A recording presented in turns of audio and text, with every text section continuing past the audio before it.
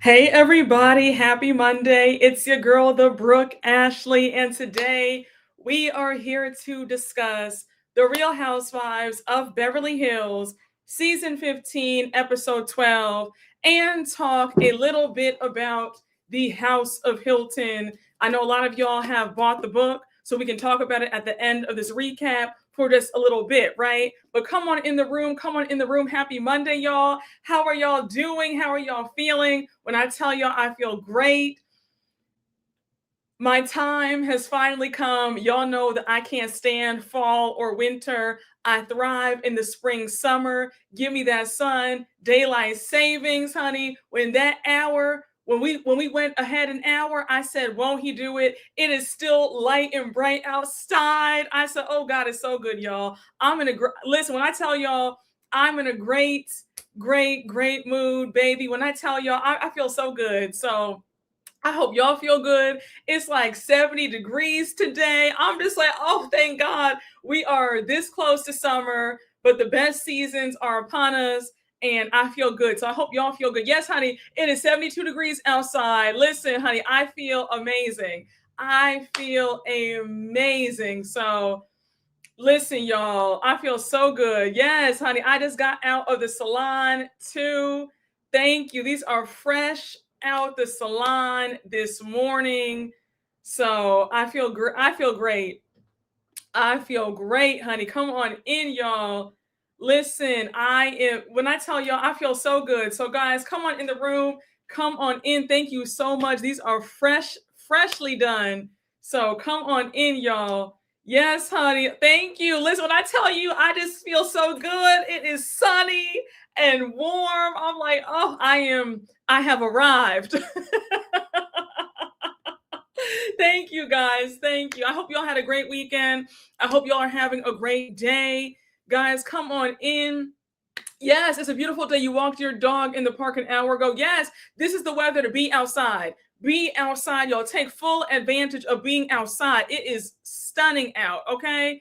So come on, y'all. Come on. Yes, honey, we are in the breezeway, honey. Thank you. Thank you, honey. Make sure the breezeway is clear, honey. Yes, honey. I said me and cold weather don't get along. We just don't get along at all. So when I tell you all, okay, you said the House of Hilton is $130 on Canadian Amazon. I'll need the Cliff Notes.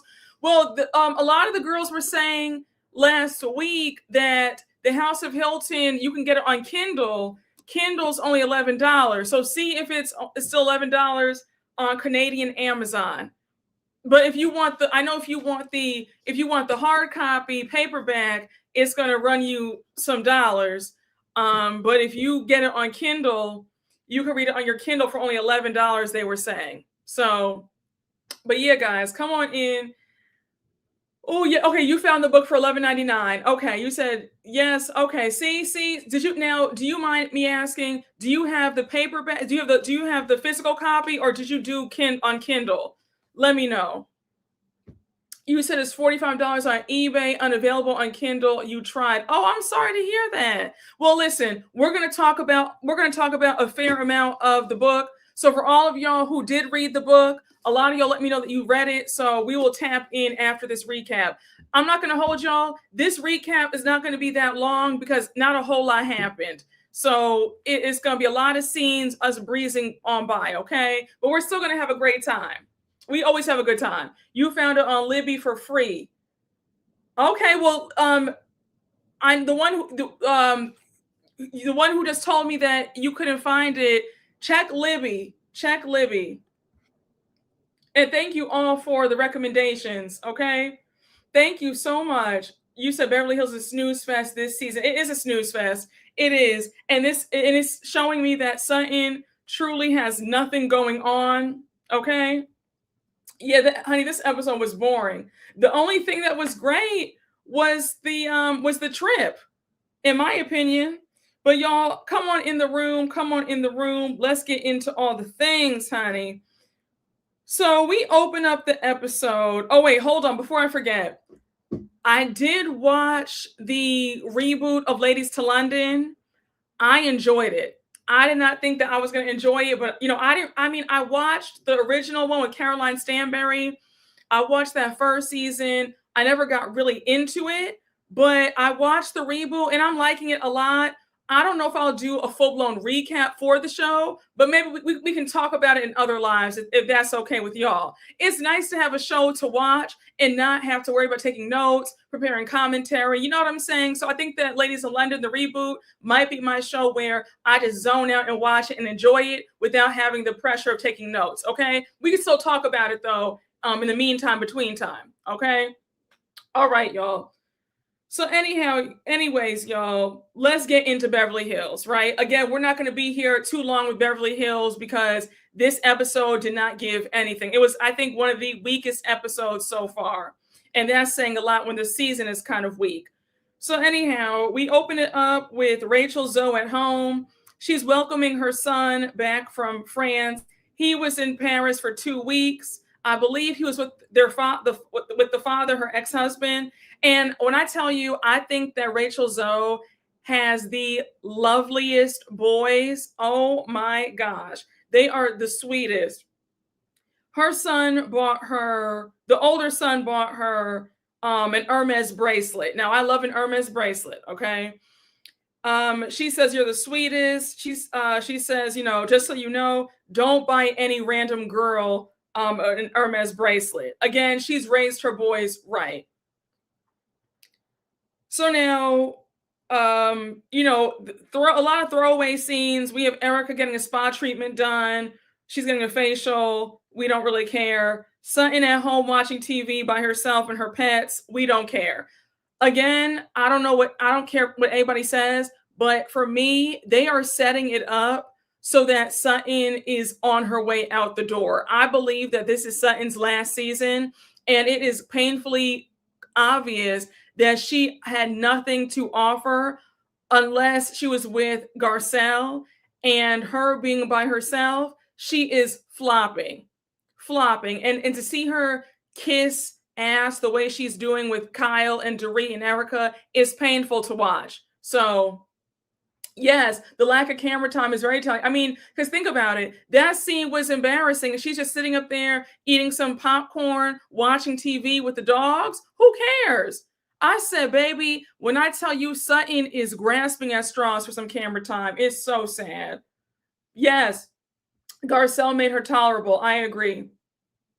No, it is. This is the farewell season. Okay. Yeah, Sutton is getting phased out, if not getting demoted. Well, remember, she came on the show as a friend of, and then became full-time. And I don't see them bringing her back as a friend of. I see them getting rid of her altogether. But one of y'all made a great point. Shout out James. I think it was you, James H. If you're in the chat right now, let me know if you're here. But I think it was you who said that a few episodes ago that you believe that Sutton would ask to be on the show and get paid nothing. Like Sutton is so desperate to be on TV and be famous that she would work for free. Okay. And I see that. I believe that. Yeah, she brings nothing, honey. Yes. Okay, James, it was you who said that. Yes. You were, listen, I believe it. I believe that if we do see Sutton next season, it's because she's getting paid nothing. Because this woman needs this fame like we all need air to breathe. Okay. Do you know that Kim Richards has a daughter whose first and middle name is Brooke Ashley? Yes. When I met Kathy Hilton, and I told her my name, Kathy Hilton said, oh my gosh, my niece, Kim's daughter, which has the same exact name as you. And I said, that's so funny. So yeah, yep, I knew that because I talked to Kathy Hilton at the at BravoCon 2022. And yeah, we had a cute exchange about how her niece has the same name. So y'all, wait, hold on. I missed a super chat. Hey, Jarrell Rogers, thank you for the super chat. Y'all, why did I play a clip of Ashley Darby singing and my neighbor's dog started screaming, killing me softly with her song? Honey, when I tell you that she needs to stop, all this singing is embarrassing. She can't sing. And I don't know why they won't just be honest with her. They need to bring Candace back because Candace let her know every time that she can't sing. Okay? So now we have Dorit at home. She has some rosé. She has champagne and she has some rosé, and Bose comes over. So I noticed that Bose came empty-handed. I said, let me just, what, Bose, you know what? It's cool because you are taking them on this gorgeous trip. So all is forgiven. But I did notice that Bose walked in empty-handed and ready to drink. So anyhow, Dorit says, which one do you want to do, a brut or a rosé? Bo says rosé. So Dorit says, oh my gosh, I'm so happy you said that, because in the Hamptons, we had Dom Perignon brut rosé. I was dancing all night. We had a good old time. She says the Hamptons was the most fun that she's had in a long time. Rachel Zoe was an impeccable host, and her and Kyle were able to put their differences aside and have fun. So now they toast to having fun. And Bose is like, look, Bose says, hold on, I'm sorry. So Bose says, should we just jump into it? Dorit says, yeah, let's jump in. So she says, just so you know, when you guys were away in the Hamptons, I called Kyle because I have FOMO. I wanted to see how you guys were doing. I was spying on y'all. So I went on to ask Kyle, how is Dorit doing?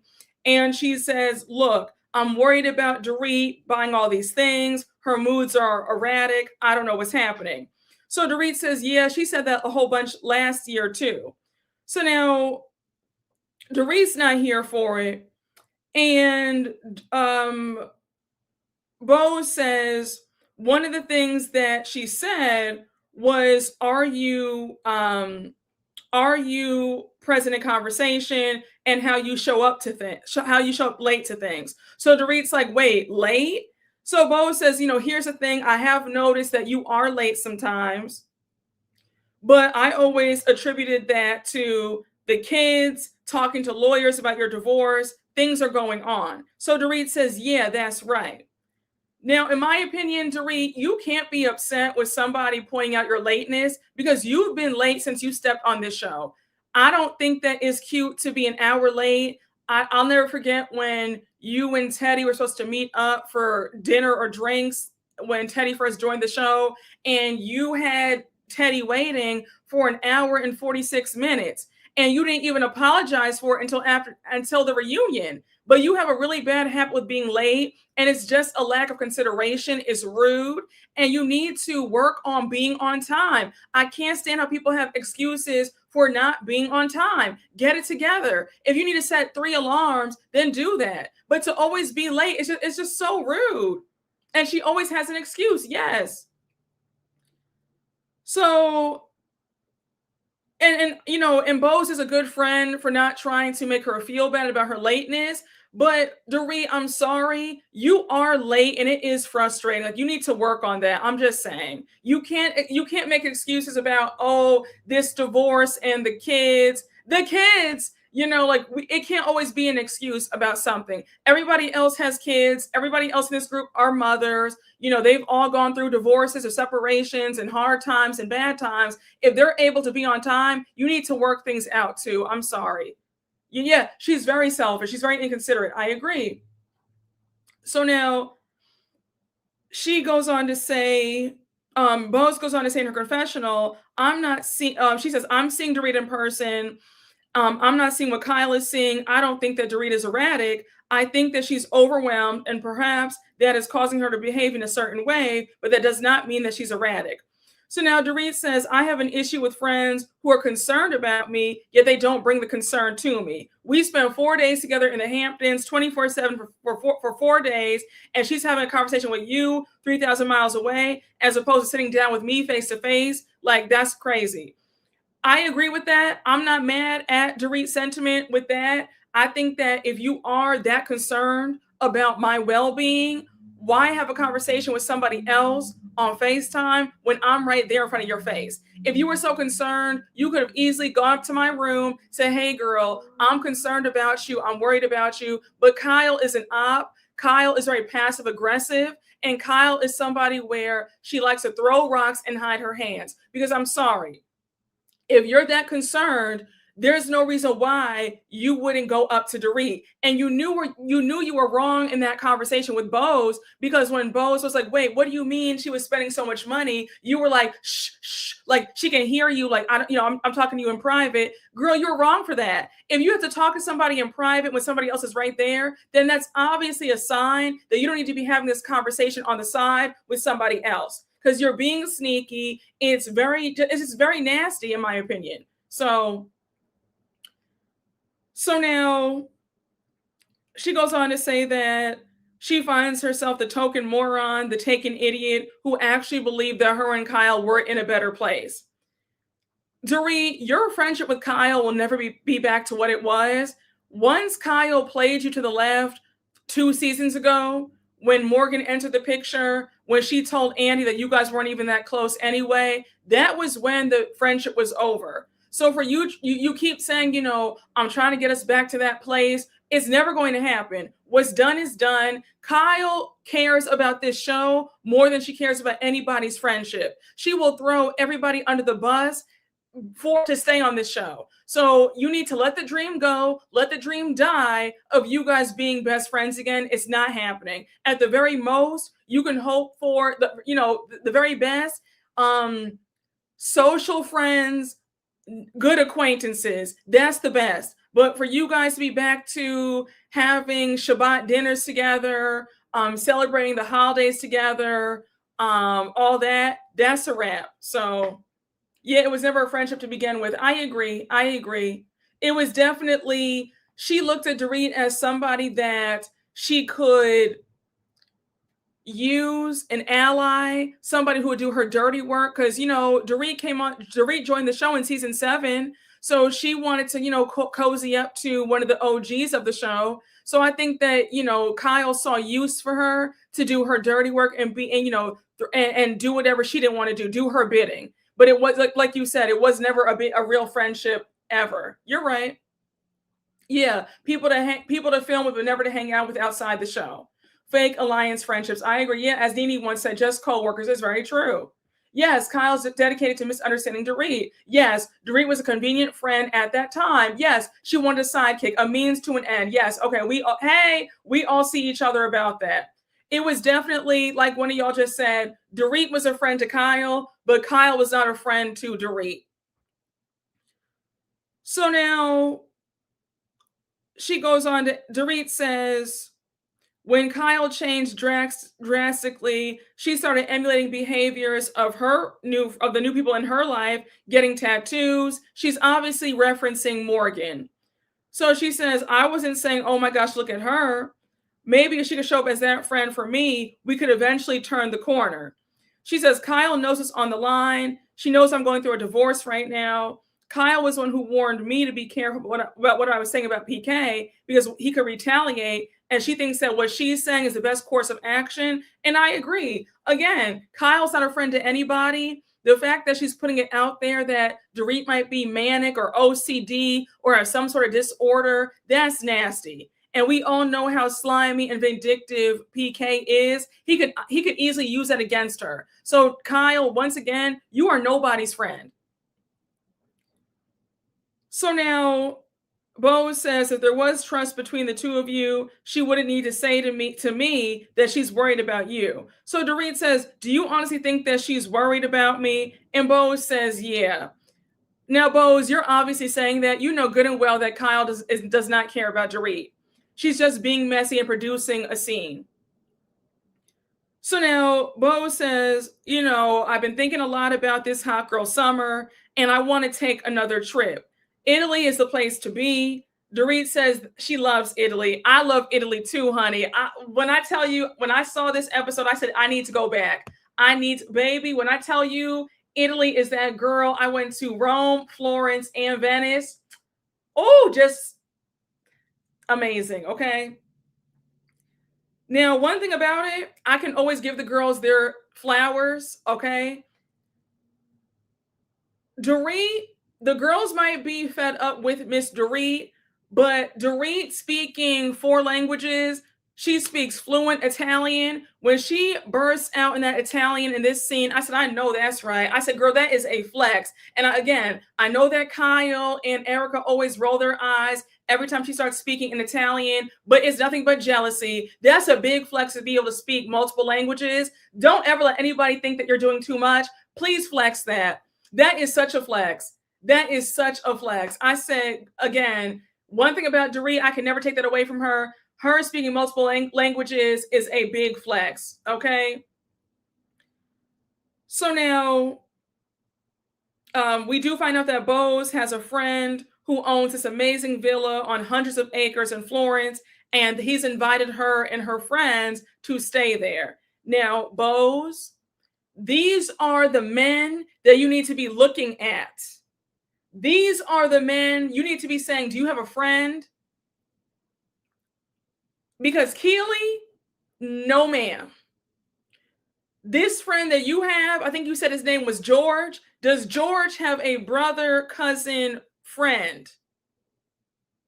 Because girl, when we got to that villa at the end of the episode, I said, again, Bose, you need to stop fooling around with Keely and get a man who actually has his stuff together. Please. Because that scene in the last episode was so pathetic. He's talking about, oh, how would you feel if I lost my job? Find out if George has a friend, nephew, brother, grandfather, father, uncle, somebody. And get with them, please. Because Keely is not it. And then hold up. Shout out to one of y'all. Because one of y'all DM'd me about Keely's past. So I had no idea that Keely was an actor back in his younger years. He was trying to be in, he was trying to be in TV shows, and it's giving very much, shout out to Alexander Rogers, it's giving very much central casting, and he's trying to get on TV again, and that's why he's with Bose. I just said, Bose, stop playing around and see if George has a friend. Please. Yeah, it's giving TJ. It's giving TJ. That's what it's giving, very much so. Yeah, the villa had me gagging. I had to rewind. No, for real, he is. We still don't know what he does for a living. Child. Yes, honey, that receding hairline didn't do anything but prepare and tell Bose what will happen in the future. Listen, honey, Keely's Beverly Hills TJ. The villa was insane. How embarrassing for her. No, it is TJ 2.0. We're all on the same page, y'all. We're all on the same page. Hey, Jarrell Rogers, thank you for the super chat. Sutton is the Farrah Franklin of this show. Someone can send her luggage. If you know, you know. Yes, honey. I mean, how am I going to get, I'm not going to have my luggage. Well, we can send you your luggage. It might be 4 or 5 days, but it's better for you to leave now than to not have your luggage. Shout out to Farrah Franklin, honey, and Beyonce kicking her out of the group. Hey, Bio Miss Flores, thank you for the super chat. Hot girl summer is about to be in the 2nd to 3rd grade. That's how old that phrase is. I know, but you know what? Are we surprised that they're like 5 years behind? That was so 2019, and we're talking about it in 2026, really? But I'm not surprised, though. Yes, honey. Listen, that will always be iconic. You said grab Valentino, get on a Vespa, and be on your way to a yacht party. Exactly, honey. Listen, yes, Keely has an IMDb with a bunch of uncredited roles. Oh, okay. So he's really been trying to be an actor. He's been trying to give The Kids and The Breezeway. He's been trying to give soap opera realness for the longest, and it hasn't been working. Yeah, it's not. And then one of y'all said that on his Instagram, he has RHOBH in his bio. Bose, I'm going to say this one more time, but you're hard-headed and you don't want to listen. You need to pay attention and see if George has some friends for you, because Keely, stop playing. You're about to be on the list of all of, the Black women who've been swindled in these role reversal relationships, marriages. Please stop. Yeah, he has RHOBH in his bio. That's what they told me, because I refuse to go on his page. Please get Keely and his hips off my TV. Wait, he has big hips too? A man with big hips is always nonsense. Always. Think about What's his name? Tim from Sweetie Pies. Look at him. He's doing 2 life sentences in jail. Honey, a man with lunch lady hips will always be bad news, honey. Oh my gosh. Yes, honey, wide hip Marcus. Yes, from Girlfriends. Honey, a man with lunch lady hips. Yes, you're right. You're right. They don't want help, child. Child, listen. They're holding secrets in the hips. Oh my gosh. Keely said the kids. Not life-bearing hips, child. No, yep, hi, Booty Curtis. I'm married to medicine. Y'all, please. Oh my gosh. Yes, honey. Big mama hips, child. Lies spreading like them hips. Wide hips and small pockets. Lord, y'all, please. Curtis' butt sits up so high, it's up to his neck. Y'all, please. Oh my gosh. Y'all have me in tears, please, y'all. Guys, before we go any further, a big shout out and a big thank you to the sponsors of today's live recap, which is Every Plate. And I'm going to play my commercial for Every Plate for y'all, okay?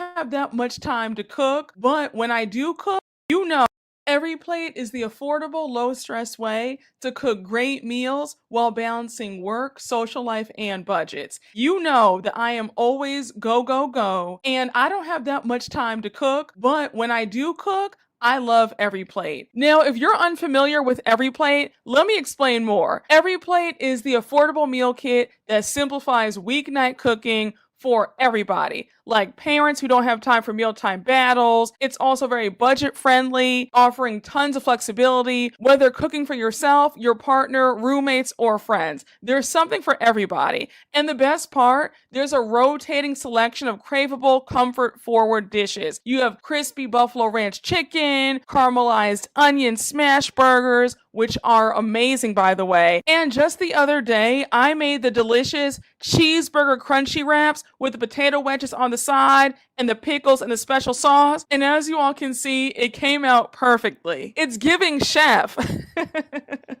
Now, the best part about Every Plate, it's cheaper than the grocery store, half the price of takeout, and it's upfront, everyday low pricing with no hidden fees and no surprises. And the consistent low prices make staying on track financially realistic. And in these times, that's what we all want. A great meal at a great price. And the best part about Every Plate, they give you pre-portioned ingredients so it reduces the mess, stress, and food waste. And the meals are ready in 30 minutes. And you have step-by-step recipe cards that make it friendly for all skill levels. Now, if you're still unsure, let me give you some more stats to change your mind. 3 out of 4 customers say that Every Plate encourages kids to try new foods. 94% say it reduces mealtime stress and conflict. 98% say Every Plate makes dinner planning less stressful, and 97% would recommend it to friends or family. Try Every Plate and get $2.99 per meal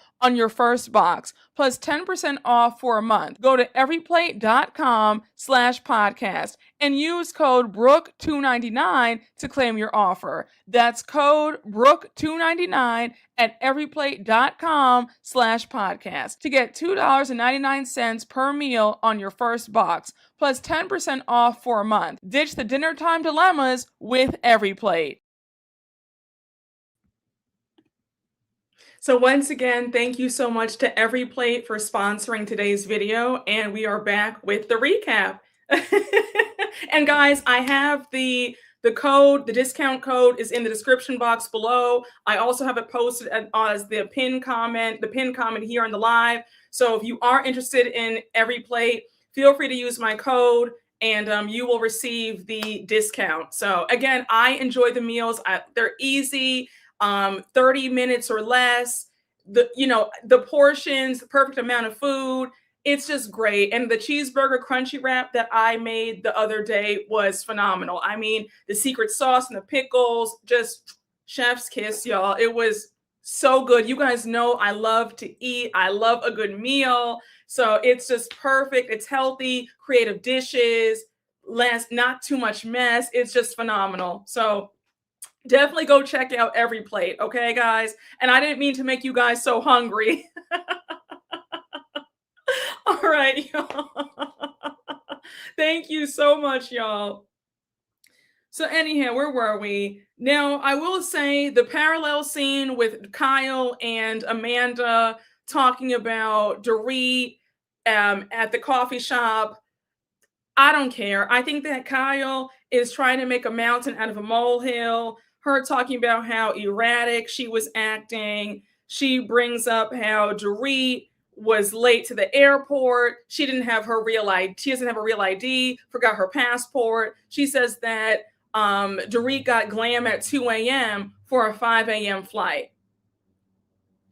Could that be considered excessive? Yes, but it's also Dorit. And, there are some people who it doesn't matter what time of day it is when they're out in public, they want a full face. And I understand that. But I do think that Dorit, it's okay to get glam at 2 a.m. I'm not knocking you for that because I probably would do the same thing as well.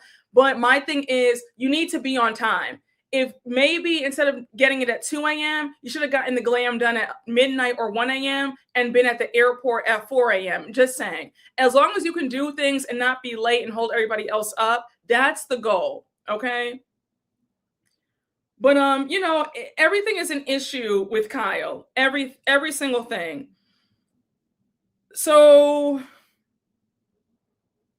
yeah, she's asking Amanda about how did her event go. And Amanda says, they all showed up, but they all didn't show up. Like, Bose was drawing a picture. Nobody wanted to do the prompts, the affirmations. So it was kind of a waste of time. Now, like I said 2 episodes ago, Bose, the way I would have kicked you out of my house had you showed your behind like that, you were really rude to Amanda in her home.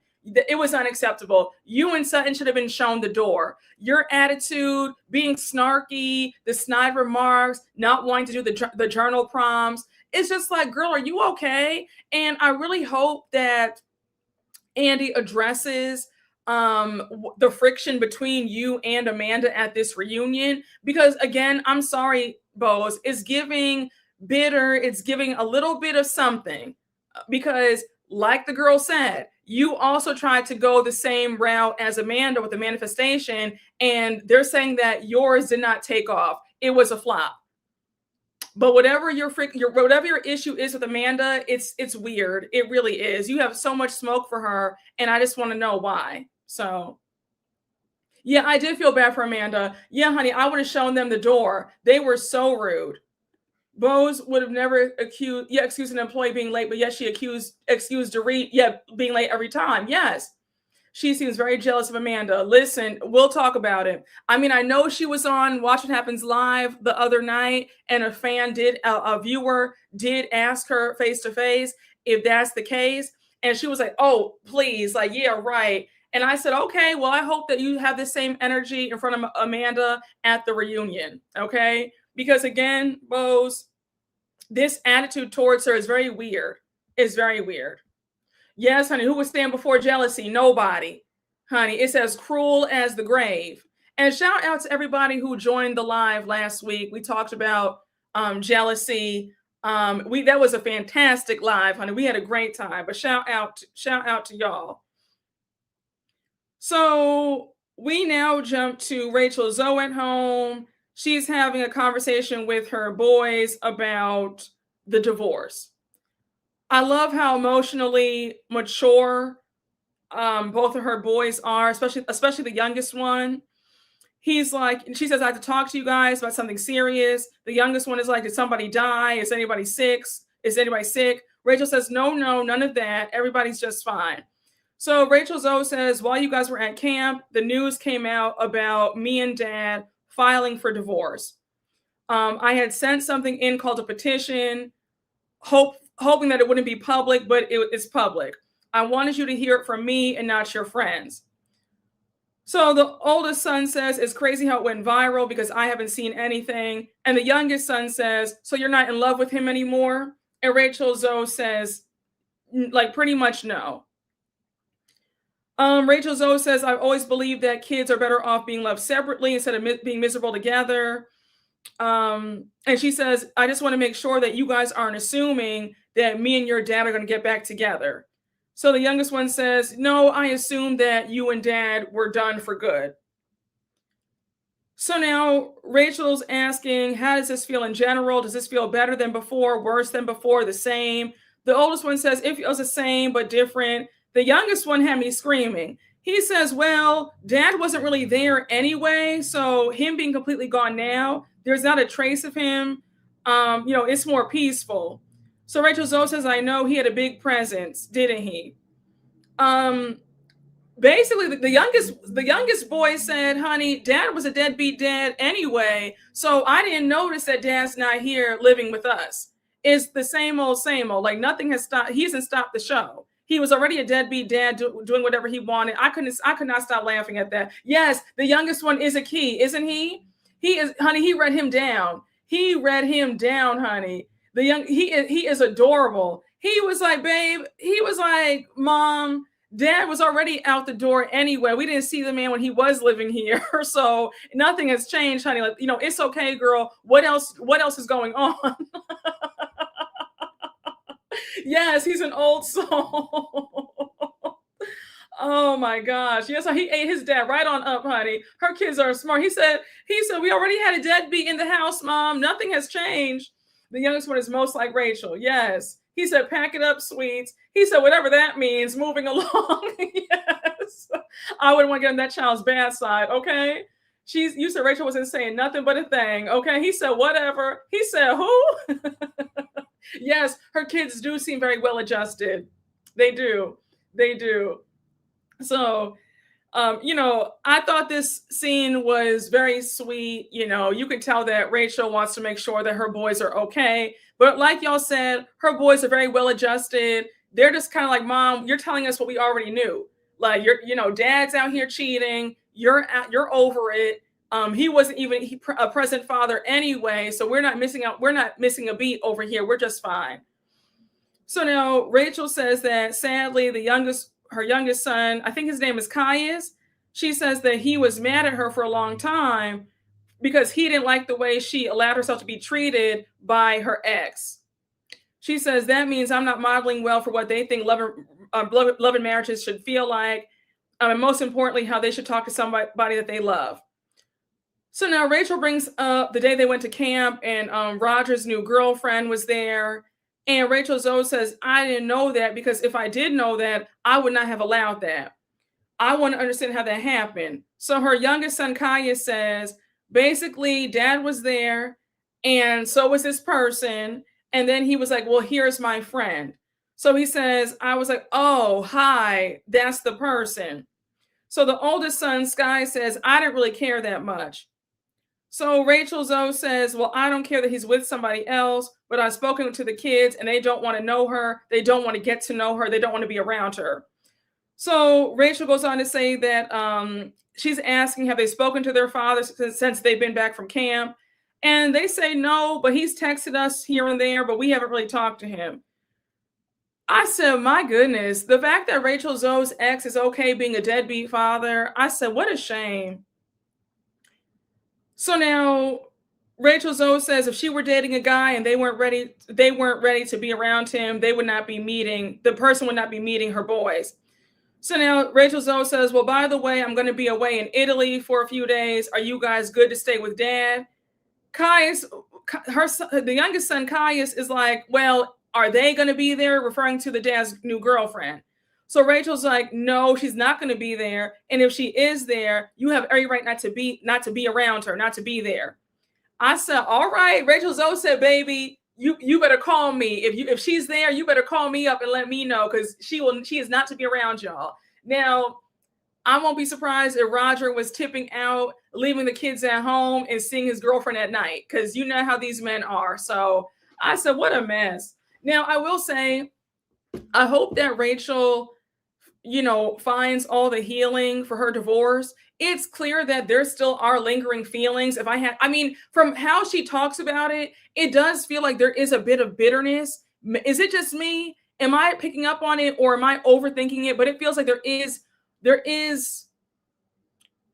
still a lot of anger, resentment, and bitterness, and hurt and pain. And when she says that I don't care, I'm over it, I've processed the whole divorce, I don't really believe her. I think that she's still very much hurt about what happened, in my opinion. Yeah, she does seem very angry about it. The men love a tiptoe moment. They do. Yes, it's very much going through the 7 stages of grief, and it's normal. Yes, I agree. Oh, thank you so much. Thank you. You said she's still angry, rightfully so. We saw attention during the Rachel Zoe project. Yeah, we did. That was her best friend for 30 plus years. Yeah, that's what I'm saying. It's going to take a little bit to fully process and get over that, in my opinion. So I feel like, Rachel, don't rush the grieving process of your marriage. It's okay to feel all the things. It's okay if you're still not over it. Like, it's fine, because you keep saying, I'm over it, I don't care. But your actions and the way you talk about him, it's clear that there's still some anger there. And that's okay. That's not from a judgmental stance at all. I just want you to process all of your feelings entirely. So, in my opinion, yes, she's grieving the man she once knew. So sad. Probably a territorial issue with the kids. Oh, absolutely.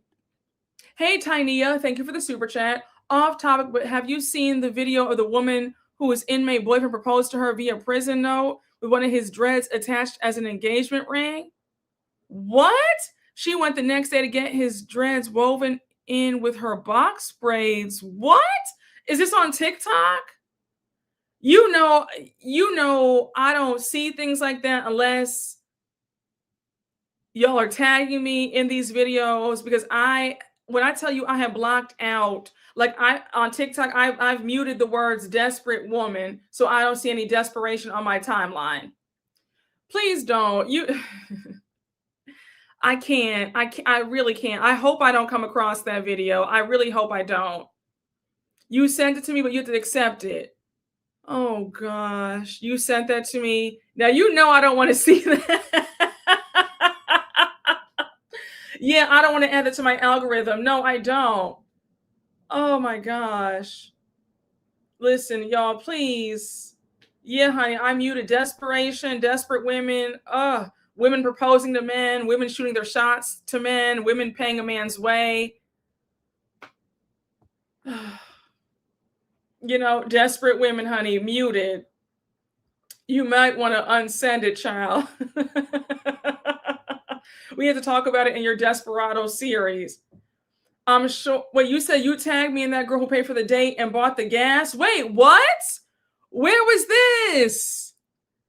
Oh my gosh, y'all, please listen, y'all. We're having a good day. It is a gorgeous, almost spring day, 70 degrees out. Please don't get me upset. Yeah, like, no, seriously, please don't get me upset. The lady was saying she didn't want people telling her anything about her boyfriend while sewing his hair into her head. Child, I can't, y'all. Please, not today, y'all. We're having a good day. Yes, they want to keep me up to date with the bums. Y'all, they tag me in the worst stuff. Yes, honey. Please, y'all, rebuke it. Rebuke this right now. Please. Jesus.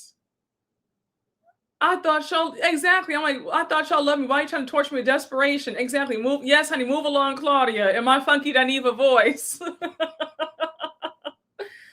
Oh, gosh. One day we'll talk about this. One day we'll talk about this. Because there's an uptick of women doing witchcraft and hoodoo and voodoo to keep men. And I think that is the biggest form of desperation. You have truly lost your mind if it's come to that. Yeah, I've seen that on social media. Yeah, it's getting real crazy out here.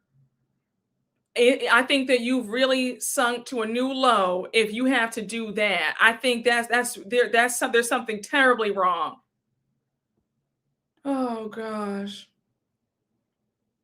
child, y'all. Let's just move on, please, y'all. I don't want to know about any of that. Same here, child.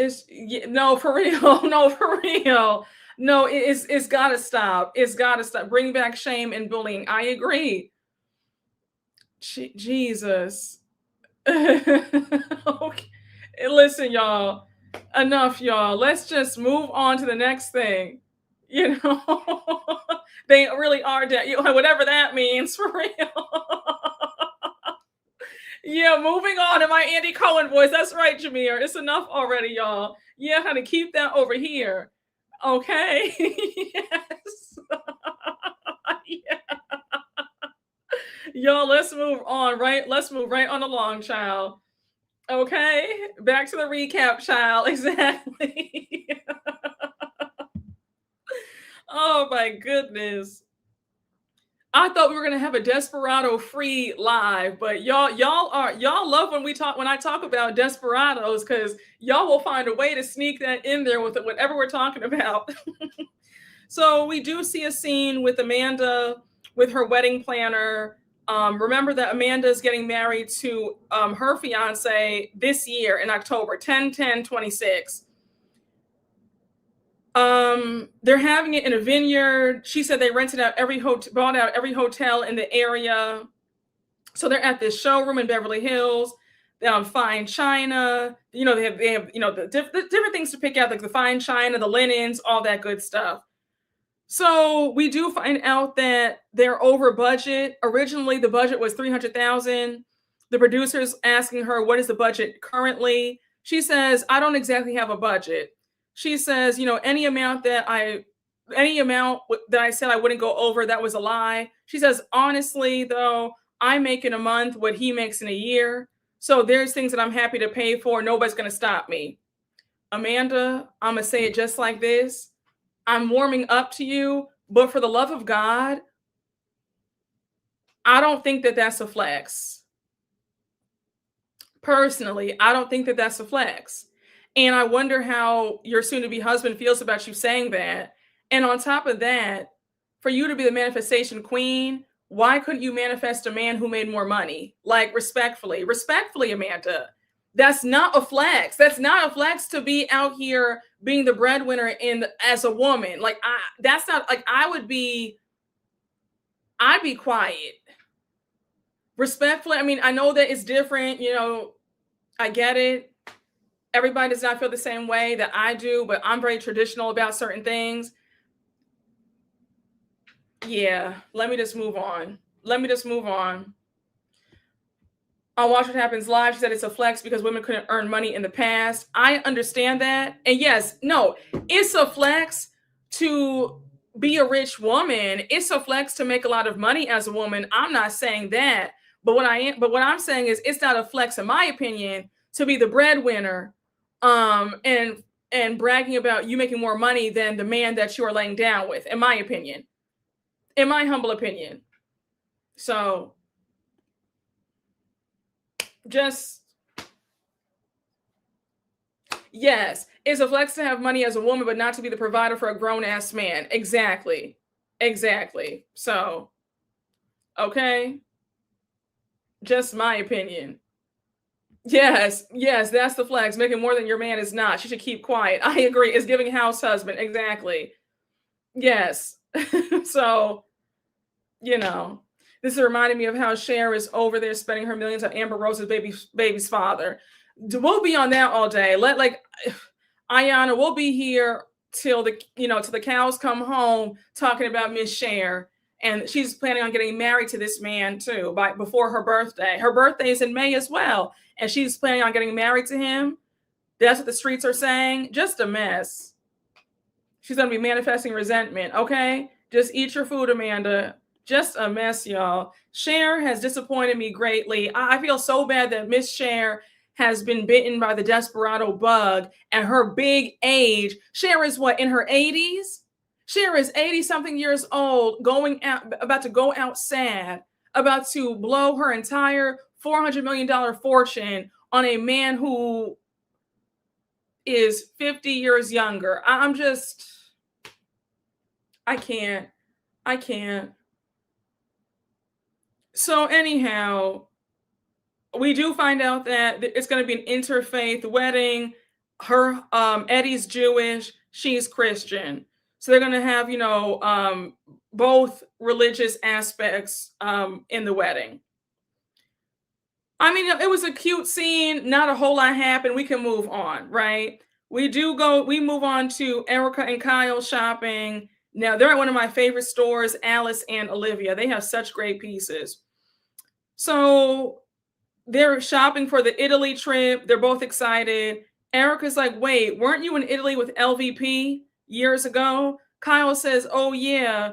Mauricio had gotten a Ferrari for me. And we see the flashback of, I think, season 8 when they were in Italy together. And Kyle was driving the Ferrari that Mauricio got her in Italy. So now she says that was the fun side of us when we were friends. And then life got complicated. First of all, you guys are really pressed about people that you claim not to care for. You don't like Lisa Vanderpump, but why are y'all bringing her up? Like, that was just so weird to me. You obviously miss her. You obviously know who is the queen bee of the show, because it's not Kyle. It's just so weird to me. Y'all shade her, and then y'all want to sit there and bring her up every chance you get. If you don't like somebody, why speak about them? The opposite of love is not hate, it's indifference. And you keep bringing her up. And then for you to say, oh, yeah, when we were friends back before life got complicated, do you not remember? You accused her of planning stories. You accused her of being a liar. Nobody even comforted her when her brother passed away. Like, I'm just so confused. What are we talking about here? Lisa Vanderpump had every right to cut y'all all off the way you guys did her in season 9. And now you want to say, life got complicated. It's like y'all want to play this revisionist history. Then when LVP claps back at y'all in the press, then you want to call her petty and say that she's bitter. But stop bringing her name up. Stop talking about her. Because I promise you, when Lisa Vanderpump claps back at y'all in the press, then it's going to be, oh, why is she talking about us? Because you keep talking about her. Keep her name out of your mouth. It's so annoying. Like, it's very aggravating. That was when her niece was getting married. She didn't invite half of Kyle's family and the other half couldn't go. Yes, it was so weird. She didn't want to talk about it. LVP had the best taglines. Yes, she did. Every single season, she cleared with the taglines. Yes, in my Ken voice. Goodbye, Kyle. Exactly. They bring her up every season. Yes, they did. They did do her so wrong. They really did. Yeah, you're right. Kyle, there's nothing else going on. That's true. That's very true. So now they switch gears and they bring up Dorit. So Kyle says, I'm really worried about Dorit and her life. Erica says, I mean, yeah, I get it, her future. So Kyle says, I'm worried about her because even though I don't have the financial issues that she does, that's a whole nother level of stress. Kyle, this is about the second or third time that you've referenced Dorit's money problems. My thing is, I was always taught that if you're really concerned about a friend's financial status, write them a check. Write your friend, if you're so worried about your friend not being able to pay their bills, write them a check. Write it off camera and say, here, girl, I'm worried about you and the kids. Here you go. And you love to do that. You like to do that. How do I say it? You like to brag and frame it as you're concerned. There was no reason for you to say, well, I don't have money issues. I couldn't imagine how she feels. It's like, girl, it's not rocket science. Money problems make life very stressful and very hard. You don't have to be a genius to know that. Okay. Like, for you to act like, I just couldn't imagine, I don't have money issues. I mean, I'm fine financially. It's like, girl, we know that. And I can't stand that. And let me just say this. This is why, if you are having money problems, don't tell anybody. Thug it out. And then when you're back on your feet, don't even tell them that you were having some issues, because all folks are going to do nine times out of 10 gossip behind your back, laugh at you, look down on you, and not help you. Kyle, that was so nasty, and I clocked that. That nice, nasty, oh, she's having financial issues, but, I'm not. I couldn't imagine how she felt. It's just like, wow. And let Mauricio play around with this money when you guys finally file for divorce, and we're going to see what you're talking about. We really are. I mean, well, you do have Kathy Hilton, your sister. I'm sure she would help you out because you're sisters, hopefully. But again, let's just hope that you never have any financial issues, because for you to say that was nasty. Either cut her a check or stop talking about it. It's just so annoying. She's not a true friend. And it's very evil. So now she says, Kyle says that Dorit would rather talk to, Kyle says, I'd rather talk to other people that Dorit is listening to. Maybe they can get through to her what I'm trying to tell her, because what I'm doing has not been working. So now they try on clothes. Erica's like, oh, buy it, buy it. So she says, is that what you were saying to Dorit in the Hamptons? Kyle says, no, it was actually the opposite. I was like, don't buy it. She was doing all this shopping, and I was worried for her. If you were so worried, you would have paid for her clothes when you guys were out east, but you didn't. So stop. So now she says she did say something like PK told her that she has to pay half for everything. And Erica's like, wait, half of what? So Kyle says, well, it was unclear because her and Rachel Zoe were talking so damn much, I couldn't get an answer. Now they played the flashback, and Dorit was very clear about this financial situation, about her having to pay half. And you were just zoned out on the couch, not listening. So don't say that she wasn't clear. Just be honest. You don't care to hear her. And you want to make it out like Dorit is so irresponsible and so erratic. I'm so tired of Kyle. I really am. So now Kyle says, Erica says, as somebody who's still involved with this half a decade later, just cut a deal and move on.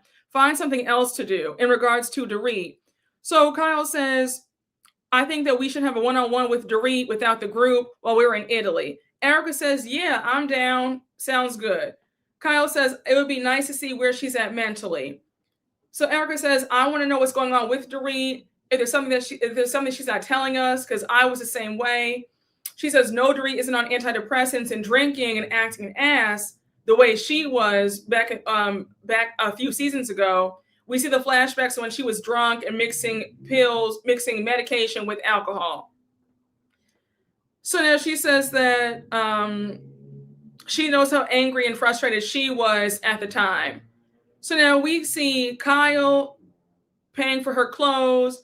It looks like Erica didn't buy anything on this shopping trip, just Kyle. I said, damn, Kyle, I thought that you and Erica were so close. You couldn't buy your new BFF a shirt or something. I said, okay. I said, girl, I see you, honey. I said, I see you, Kyle. So now, as Kyle's paying, she takes out 2 of her platinum Amexes. One is, I guess, her personal one. The other one is the joint one with Mauricio. So she's like, should I pay for this or should Mauricio pay for this? Erica was like, girl, Mauricio needs to pay for all of this. Like, are you kidding me? I got screwed in my marriage. So she's like, let him pay for it. He doesn't even care, like the old days. It'll honestly make him happier if you let him pay for it. So Kyle says, you know what? You're right. I want to make him happy. So she uses Mauricio's Amex, and she spent a little less than $1,500. She spent $1,481 at the store. I said, again, Kyle, you couldn't get Erica a shirt or skirt, something? I said, goodness. They're on Dorit about money problems, but Erica has a $25 million lawsuit. Exactly. I said, Kyle picks and chooses when she wants to go after somebody. So it's funny that she's not mentioning Erica's lawsuit. So why do they even have a joint card? I think maybe because of the separation. Is that why they have a joint card and a separate one? You said, I'm so overhearing that from Erica. Kyle's not a generous, rich person. Yes. Yeah. She doesn't seem generous. I think Kyle was bringing that up to low-key shade Dorit. Oh yeah, I think so. Like, yeah, girl, you see that? Me and my man aren't even together, and he's still paying for my stuff. Meanwhile, back at the ranch, Dorit's on her own. It was definitely low-key shade. It definitely was. So I said, okay, girl. So anyhow, it is now the day of their Italian vacation. And we find out that they're going to be traveling in 3 separate groups, right? So group 1 is Bose, Sutton, Kyle, Amanda, and the friend of the show, Natalie. Now, a quick side note.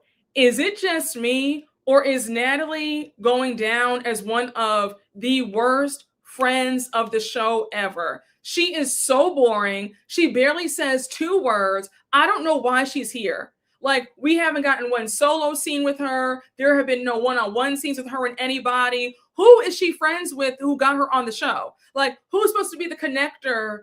Like, I'm confused. Why is she here? Seriously. I'm just like, oh, we have Kempire in here. Kempire, hey. Hey, friend, where you at? Child, wait. Oh, hey. Yes, honey. Hey, Kempire friend. You listen, you already know. I am itching to be back outside. If y'all don't let Brooke get outside, we got 70-degree weather. Yes, I was out early to get my hair done. So I'll be back outside after this live is over, okay? But yeah, you know I am ready. I am in my element, friend, okay? I'm in my element. Oh my gosh. Wait, now, friend, do you have your shorts on? You have your shorts on? Because the weather has finally broke. Oh my gosh. Oh my gosh. When I tell y'all, I'm just thrilled that we are finally out of the throes of winter, okay? All we know is that she had a happy ending after a massage. Yeah, that's it. We haven't had anything besides that. She hasn't said anything more than the happy ending story. But I don't know why she's here. It's a little chilly for the short shorts, but I definitely consider them. Listen, the way it feels out here,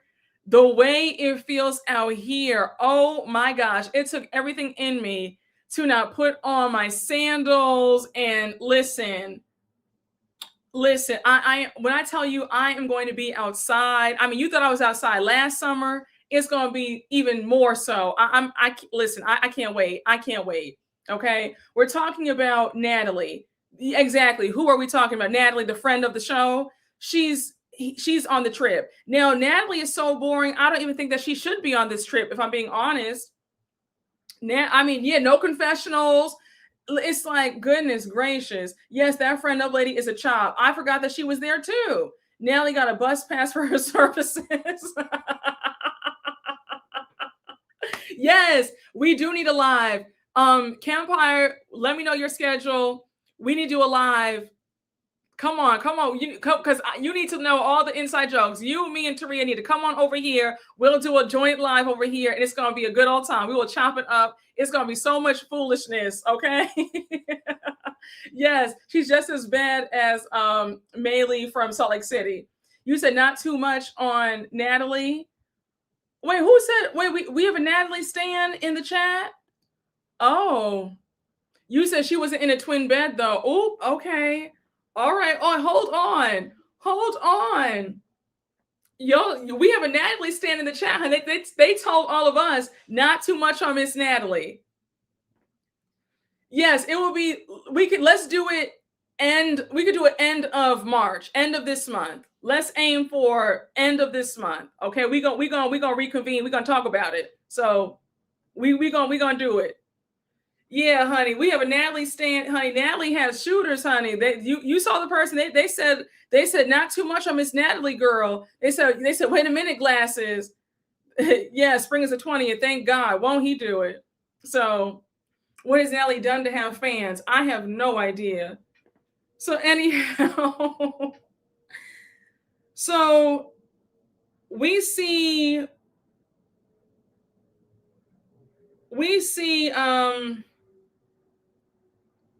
hold on, y'all. I'm sorry. We see that Sutton is telling Bose that she does not mind rooming with Amanda. Sutton, you think that you are smarter than all of us? I see right through you. I see right through you, ma'am. You know that rooming with Amanda will get you camera time.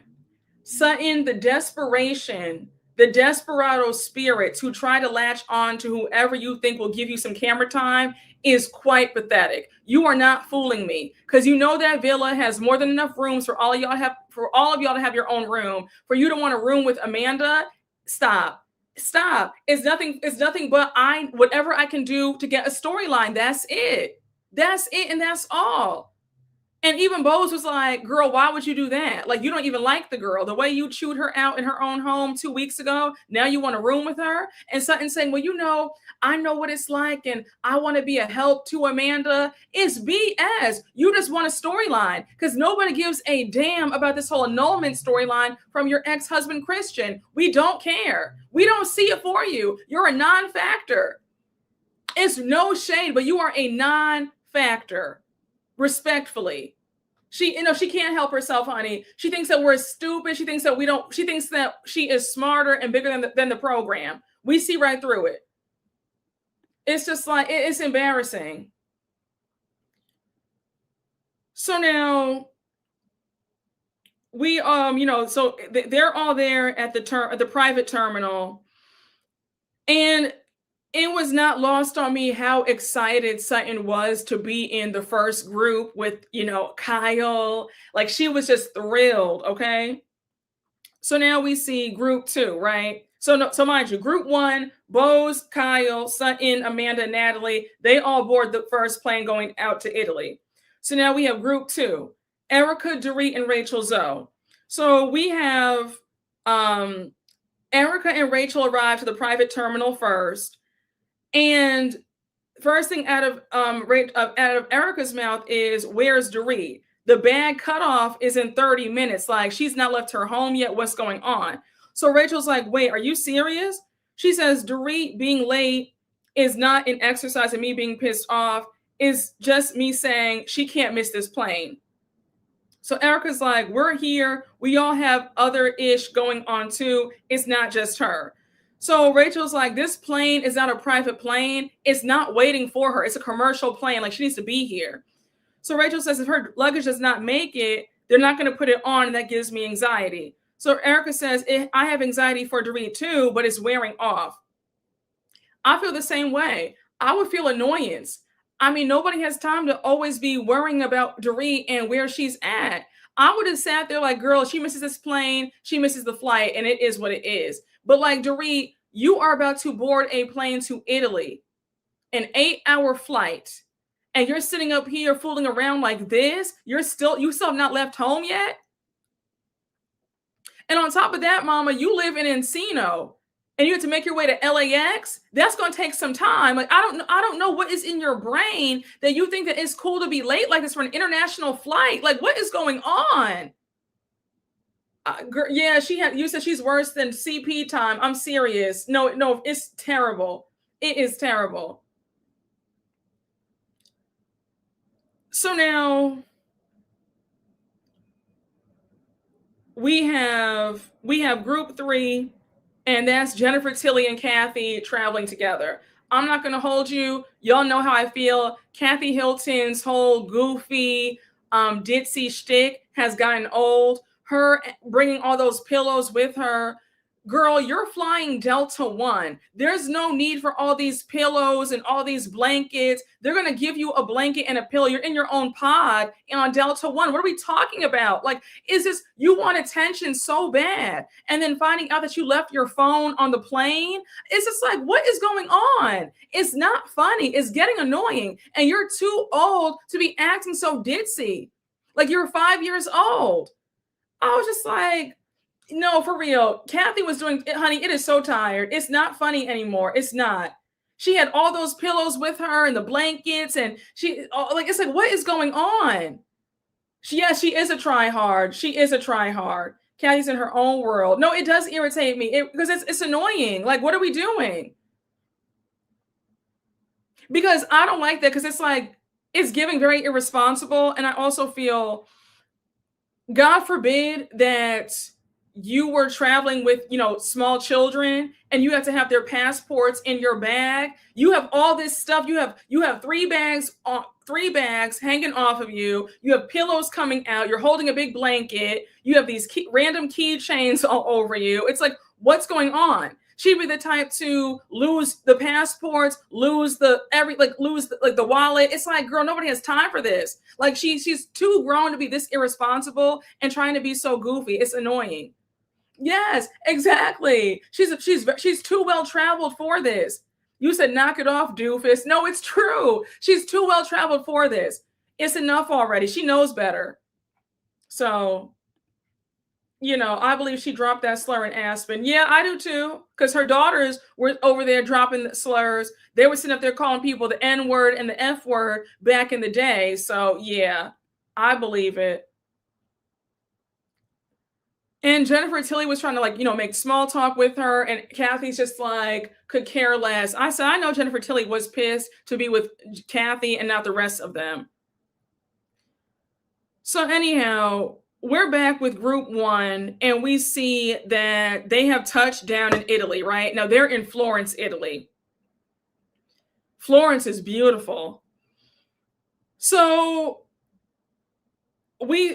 as they're in the Sprinter van on their way to the villa, Sutton is listening to a voice note from Jennifer Tilly. Her and Kathy had a layover in Switzerland, and Kathy forgot her phone on the plane. Again, there's nothing funny about that. Like, get your act together.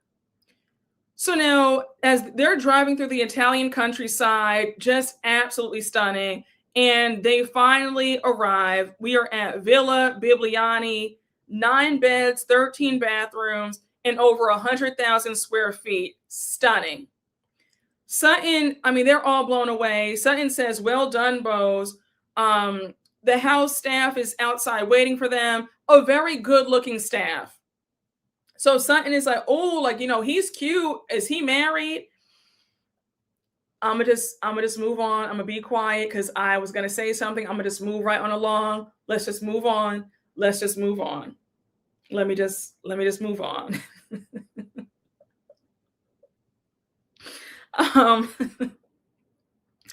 Kyle says the last time that she saw something so beautiful was when they were in the villa in Provence, and this surpasses the Provence house. I remember that season when they went to Provence. That's where they formed the Fox Force 5. But yeah, that home was gorgeous too. Okay, yeah, you said pick me brown, honey. Okay, yeah, honey. Listen, James, okay, that's exactly what I thought. I said, yeah, honey, married or not, they Sutton. Okay, we see each other. We see each other, okay? I was waiting for you to say, Claudia, move on. Well, yeah, Dorothy told me. Dorothy said, move along, Claudia. And I said, let me just move on along, child. So now they're greeted by the staff.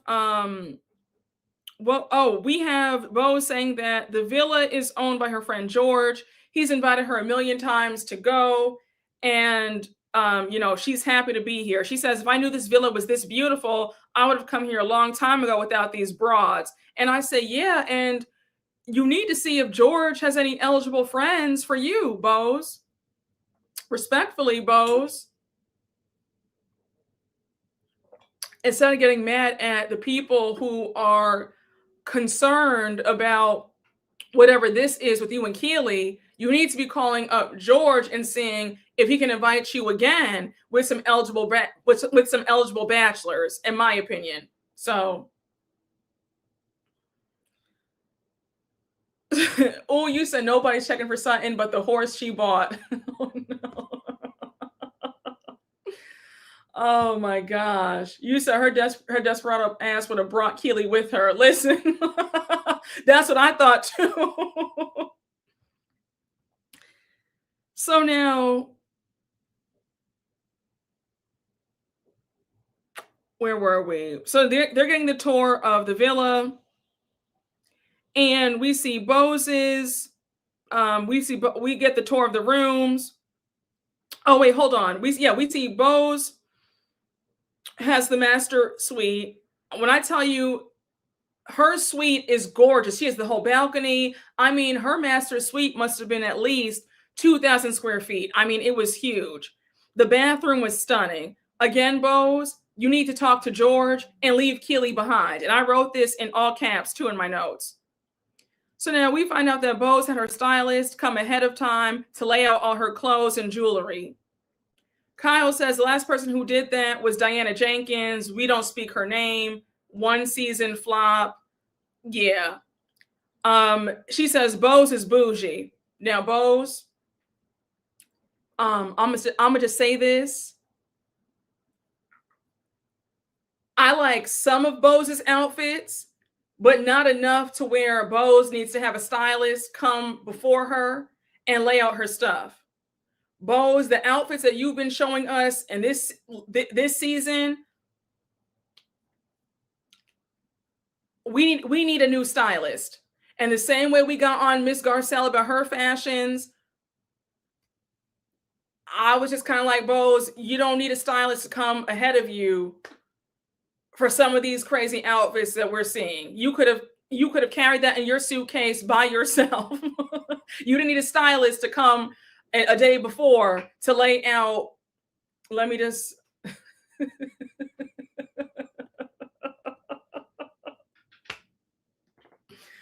oh my gosh. I thought she styled herself too. I was a bit surprised about that. Yes, Bose is beautiful, but the outfits are just they're not hitting this season for me. Yeah. I was just surprised. I was very surprised. So, I was just, nothing has blown me away, so far really in this season where she needs a stylist to go ahead of her. But that's just my opinion. Let me just, let me move on. Yeah, she needs to hire, Britt Eady's stylist, Paris. Yeah, get Rachel on the payroll, honey. I agree. Yeah, she needs a stylist to come behind her to fix what was before. Yes. I agree. So the comments in this chat have me yelling. Y'all have me screaming so loud in this chat. So anyhow, where were we?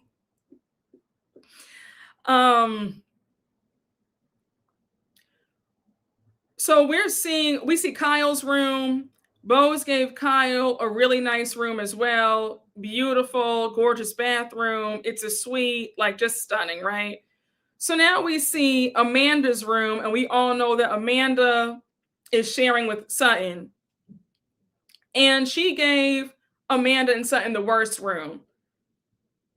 It's a tiny room with twin beds. Now, I'm sorry, but a villa of this magnitude should not have a little room like this with twin beds. I'm guessing that this is the children's room, but still, I was like, really, twin beds? And I said, wow, Bose, you really can't stand Amanda to give her the worst room. And that's what you get trying to hang on to Amanda for a storyline and some camera time. Now you're here with this bad room as well. I said, child, yeah, you said George do better. Yeah, not even a full size, honey, a twin. So Sutton says the last time I was on a twin bed was when I delivered all my children. So I thought it was funny how Kyle was laughing about Sutton getting that horrible room with Amanda. I said one thing about it, Kyle's going to always laugh at somebody's downfall all the time. So we have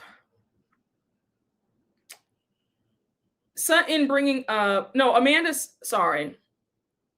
we have Sutton and Amanda talking. Sutton says, I wanted to talk to you because I'm sure that you're surprised that I asked Bose for us to room together. So Amanda says, internally, I did have conflicting opinions about rooming with Sutton. Sedona was rocky. My manifestation lunch didn't go so well. So yeah. She says, Sutton says, the last time I was at your house, I was quite strong because I think that you're wishy-washy, and that's why I was so forthcoming at your house. No, you think that you finally are a part of the cool girl club, which you'll never be. And you're also doing this for a storyline and for some camera time and to stay on the show. That's why you have so much mouth with Amanda.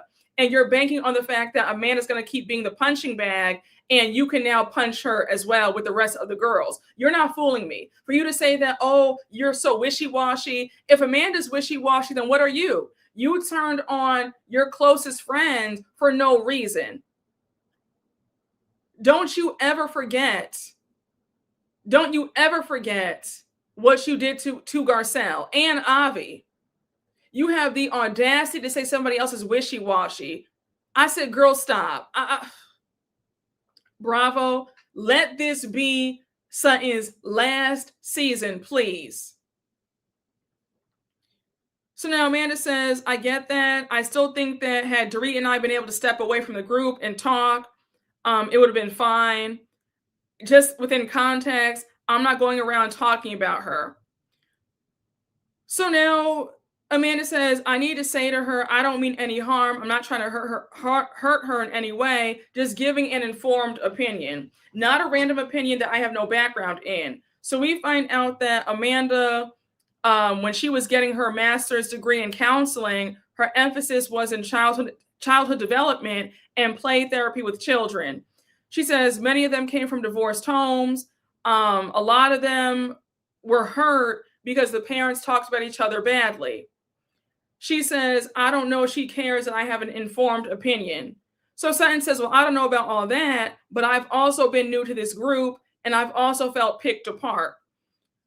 She says, when I reflected on it, I said, I don't want Amanda to also feel alone because I can empathize.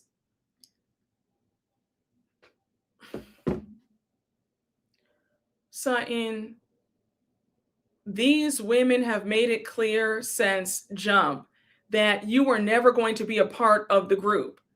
For you to now act like you have all this wisdom about how to navigate the group, that's not the truth. That's not true, and you know that. You're only getting by on a technicality because Garcelle didn't come back.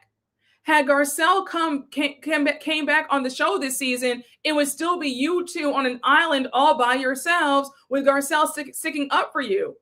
Don't sit here and act like you have all this wisdom about how to navigate. That's not the case. These women don't like you. It's just like, it's such BS. I'm so tired of it. Yes, they are still picking her apart. Sutton, come get your pink slip. It's true. I'm so over her. So Sutton says, I'm giving you advice because it can be hard getting your point across to Dorit. With me personally, I held it back. Then I blew up. I lost my mind. So Amanda says, if she wanted to get to know me and resolve things, there'd be space for me to speak. So Sutton says, for my dealings, you might lose your frame. So Sutton says Amanda needs to find her voice and not use the voice from when she was 5 years old. Let's use her 40-year-old voice who has a business. Own who you are. Sutton, babe, her being 40 years old really has you pressed. You are pressed about her youth. You are pressed about, like, babe, that when you heard that she was 40, your mind must have done some backflips. Like, you are really having a problem with her being that much younger. You have referenced her age several times, and they've been jabs about, oh, well, 40 is not that young. Well, babe, I mean, 40 and 55, like that. Girl, stop. You would kill to be 40 years old again. And the way you keep throwing shade about her age is giving that you, like, stop. Like, what are we talking about? Saying that she's not a spring chicken. It's like, girl, you keep referencing her age, and it's giving jealousy. It really is. It really is. Yes, honey, her insecurities are showing, honey. They do wish they were younger. Oh, for sure. Especially Sutton. Especially Sutton.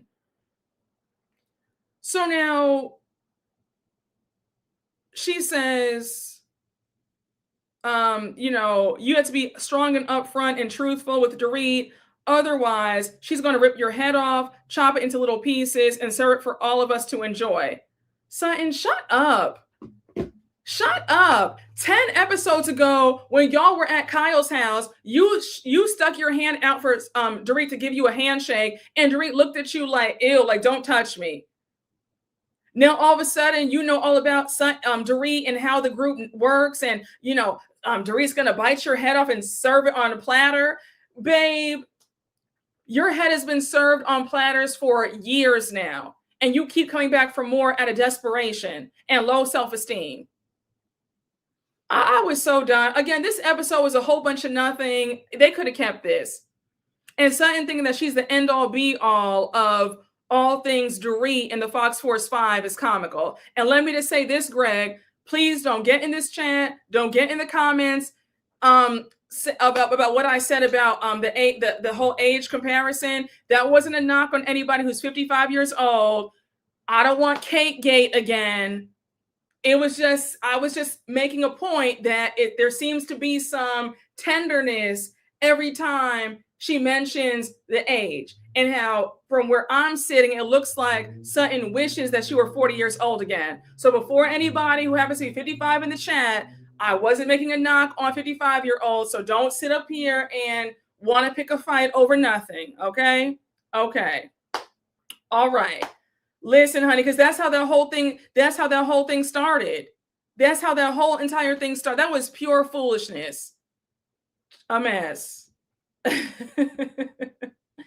Yes, it's a valid point. They keep bringing it up. Yes, honey, the peppermint pocketbook ladies can stay mad. You said what you...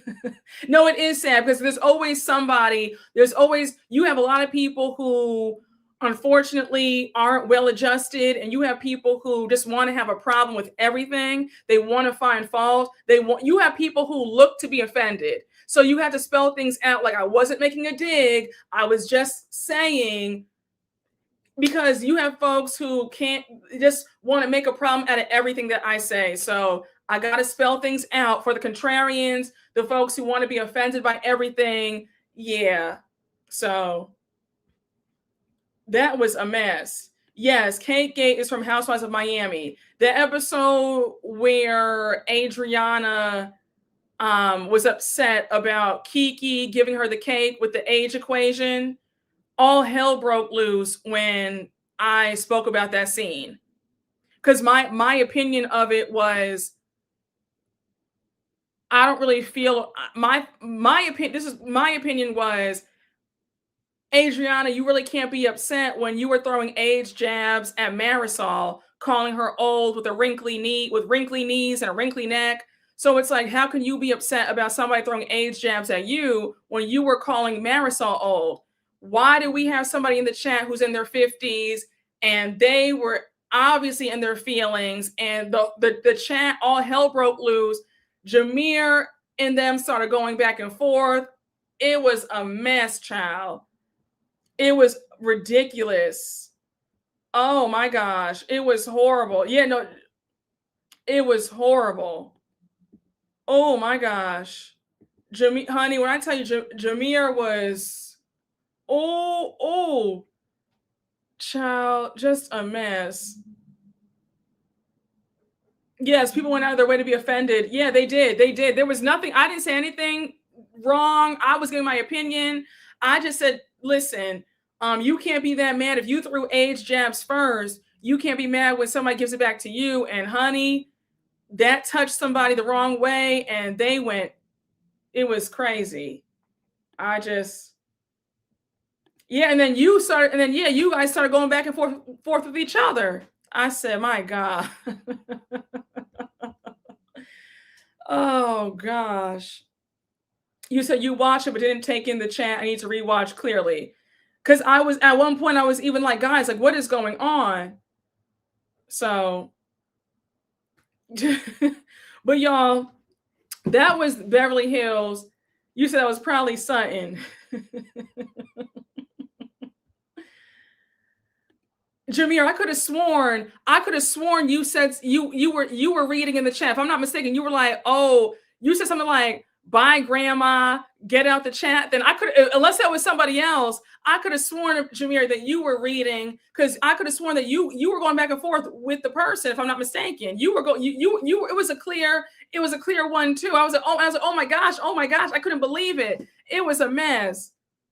Jameer, no, Jameer, you were not eating your snacks. Jameer was going back and forth. Jameer, you weren't sitting back. I remember clearly, Jameer, Jameer was, yeah, Jameer, yes, you were, Jameer, you were going at it. Okay, Jameer, I knew I wasn't crazy. Jameer was over there reading. Jameer had his Don Julio, and he had Don Julio in one hand, and he was reading down. I said, my God. Yeah, now Jameer remembers, child. He was, oh my gosh. Jameer, it was a hot mess. Yeah, I remember that. Because Jameer, it was like several people arguing. And I remember Jameer was trying to stop everybody, but then it got crazy. And then Jameer started going back and forth. That was one of the first lives that went really crazy, right before the whole Wendy's people coming in and infiltrating the lives. That was when things started kind of getting a little bit crazy. So that Don Julio blocked out the memory. Yeah, honey, Jameer was smoking cigars. Jameer was smoking his cigar like that. You said Jameer put belt to ass. Yeah, no, it was a mess. Jameer said I was in the kitchen, honey. It was really up, honey. It was up and it was stuck. I said, my goodness. Jesus. No, I couldn't believe it. It was the same thing when that troll came for Jameer 2 months ago in the Potomac Live, and Jameer had to read somebody for filth. Jameer, what did you say to that person? Let's go make this play for Jameer. You said, Jameer, it wasn't me. Maybe it was. Jesus. Ayana, I don't know. Or I think, yeah, you were in the chat, I believe. I think you were in shock that this was happening. So you said you left before it got crazy. It was a mess. Yeah, you told that other troll, because they came for you out of nowhere. You said, honey, go find your father before you come for me. I said, Jameer. I said, y'all better stop playing with Jameer, honey. You better stop playing with Jameer, because Jameer gonna tell you where to go. So message Jameer if you want to, honey. Jameer got something for that. Jameer got something for you. Jameer gave an old nasty. I remember that. Because they said something. They were just going crazy for no reason. Yeah, honey. Jameer said, I'm not the one or the two. That was during Potomac. So that read had a hint of Candace in it. It did, honey. Jameer got all the respect after that. Yeah, I was like, Jameer, now Jameer has trolls. I said, now my moderators have trolls now. But she jumped out the window for no reason. It was a calm live. Nothing was even happening. Nothing was even said. And all of a sudden she started talking crazy to Jameer for no reason. And Jameer packed her up and sent her on her way.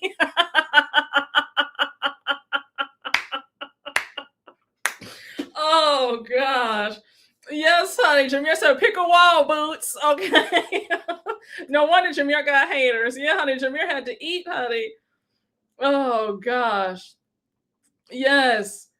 Oh yeah, honey. Jameer said, ain't no shaky hand tonight. Jameer said, ain't no shaky hand tonight. It's true. Oh Lord. Oh gosh, just a mess. Just a hot mess. Jameer's dragging on these silly gooses on the breezeway. Jesus. Jameer said, there's the door, honey. Oh gosh. Yeah, Jameer could give a lethal read, honey. Yeah, we were just talking about, we weren't even talking about Wendy or the case, and the person just went crazy. They just started going off about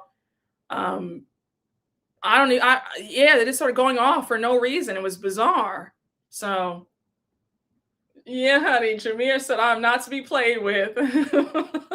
Oh, my gosh. Yes, the drag is rated E for everybody. Jameer said, don't forget your luggage. Take them with you. Oh, gosh. Just a mess, honey. Oh, goodness. Oh, gosh. They said they said they were just talking. You have some miserable people. You have some miserable people who just need a lot of help. So you said push them off breezeway catwalk. Were they silent or were they silenced? Yeah, Osmond last week. Osmond got the live shut down. Osmond, we talked about the whole, we got on the civil rights stuff, and Osmond and K Marie said that comment. K Marie, I remember what you said. And then Osmond said what he said. I said, oh, Osmond, okay, it's time for us to go, honey. I said, it's getting a little too comfortable on this here live, honey. I was screaming. Yes, honey, Osmond shut the live down. I'll never forget the Sterling guy that was watching the super chats. Oh, yeah. Oh my gosh. Oh yeah. No. You have that person confused. That's the one who was saying that I should give men grace, give broke men grace when it comes to dating. And then we were like, absolutely not. Then he got crazy. Then he started talking crazy, and we had to let him go. No, the one that was watching the super chats, that was a random person I hadn't seen before, and he left the comment underneath he left the comment. He didn't say it in the live chat. Yeah, the Sterling guy was talking about, give broke men a chance, and we said no. He said give broke men grace, and then what was it? Bougie girl, was that you? You said, honey, Grace died 30 years ago. Yes, Jameer blocked you.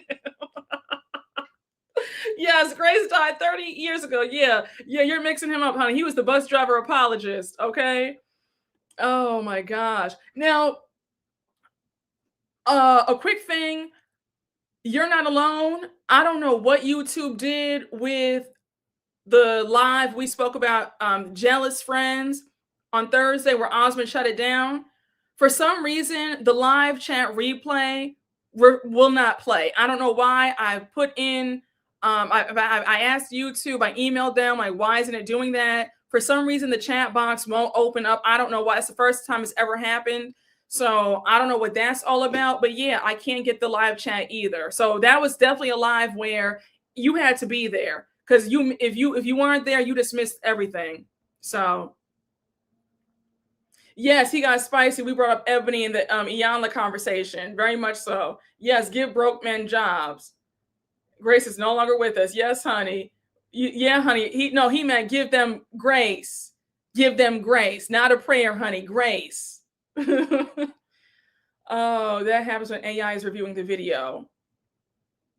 No, they YouTube always processes the lives. It only takes 15 minutes. I don't know what happened in this case. So no, I didn't private the chat. I didn't know at all. The briefcase men were upset about that live chat, honey. No, for some reason, I don't know why you did that. Yes. Okay, Jennifer, it was you. Jennifer, it was you who said it. Okay. You said Grace died 30 years ago. Okay. Thank you. Well, that was iconic. When I tell you, you had the whole chat screaming. I mean, we were in tears when you said that. It's the truth. Yes, Jennifer, come get your baddies chain. Yes. You said you didn't like that bougie comment that Kyle made. Listen, we'll talk about that another time. But yeah, Grace pushes you to be better, not settling for broke. That live chat was so fun. Yeah, it's so weird. I'm hopeful. I'm hopeful that maybe I can get YouTube to put the live replay back on. I don't know. This is the first time it's ever done that. YouTube trying to figure out all these inside jokes. I must have really shut down the live that day. I guess so. I'm like, I don't know why the live replay won't come up. They're probably scared of showing Osmond's comment. Yes, honey, Jen ate that. Listen, honey, you said Grace died 30 years ago. You said Osmond just repeated. No, listen, if you if you were there, you were there. For those of y'all who remember, just replay it in your mind. For those of y'all who weren't there, just I don't know what to tell you. It's a briefcase bum at YouTube headquarters. Oh my gosh. Yes, honey, we're all reading that. Yes, you were all reading in that chat. You were. Yes, that live was in the same league as the kids on the breezeway. No, we do have a good time. Yeah, yeah, Biomiss wants the live to be shut down again. And then on top of that, Biomiss also shut down the live and the Tyra Banks live. We talked about we were talking about Eva when she was on. No, when we talked about Nigel and the Jays being on Cherry Shepherd's show. And then Biomiss, when you said that comment about, I said, Lord have mercy. Oh no. Oh gosh. Speaking of microaggressions, did anyone catch the look on some people's faces when they were getting the tour of the master suite? I caught it. Oh yeah, I caught it. It definitely gave. Why is she getting it? And I wrote in my notes. I was like, this is Bose's trip. This is her friend's villa. She should be getting the biggest room in this villa. It did. I caught it. It definitely gave a little bit of there was annoyance, a little bit of annoyance that was getting the best room in the house. I caught it too. I didn't want to say anything. I wasn't trying to be petty, but I caught it too. I'm glad that you brought it up. So, oh,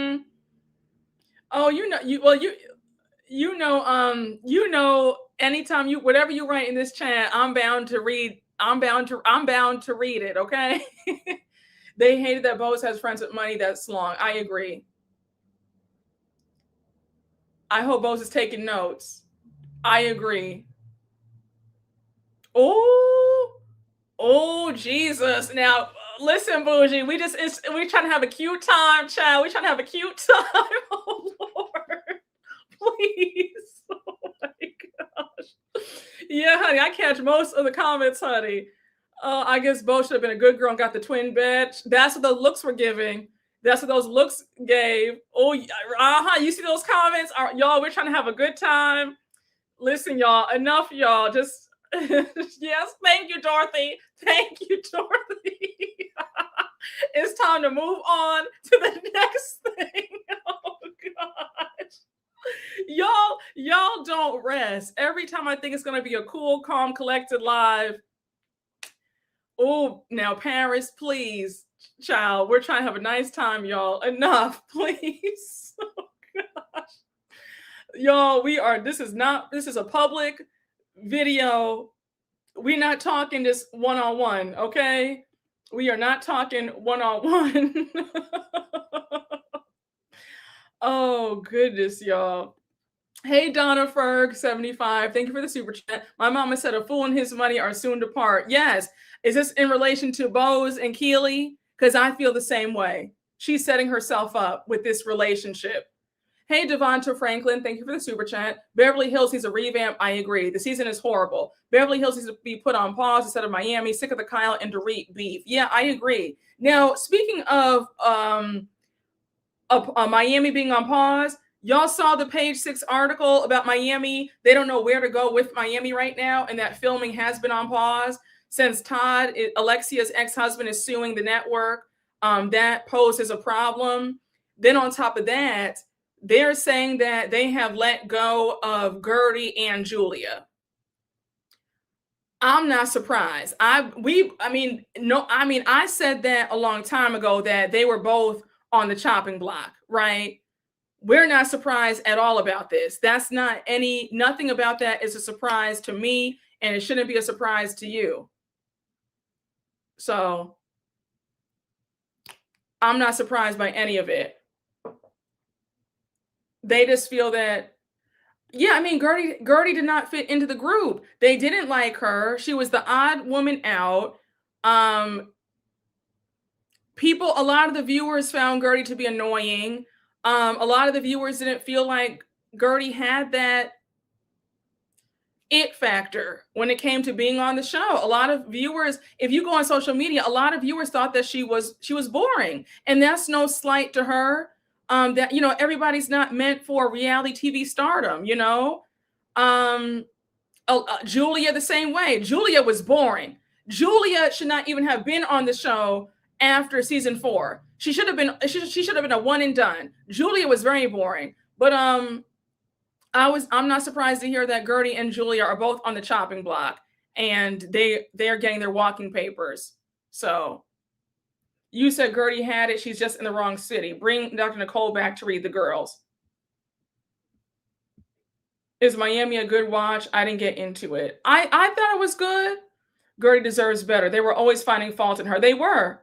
I think that also with Gertie, she doesn't know how to land the plane. She's too long-winded. The fact that she couldn't succinctly say the issue with her and Julia at this last reunion, I was so irritated. All she had to say was, Andy, she's lying on me. That's not what happened. We did the cruise before filming. Here are the text messages.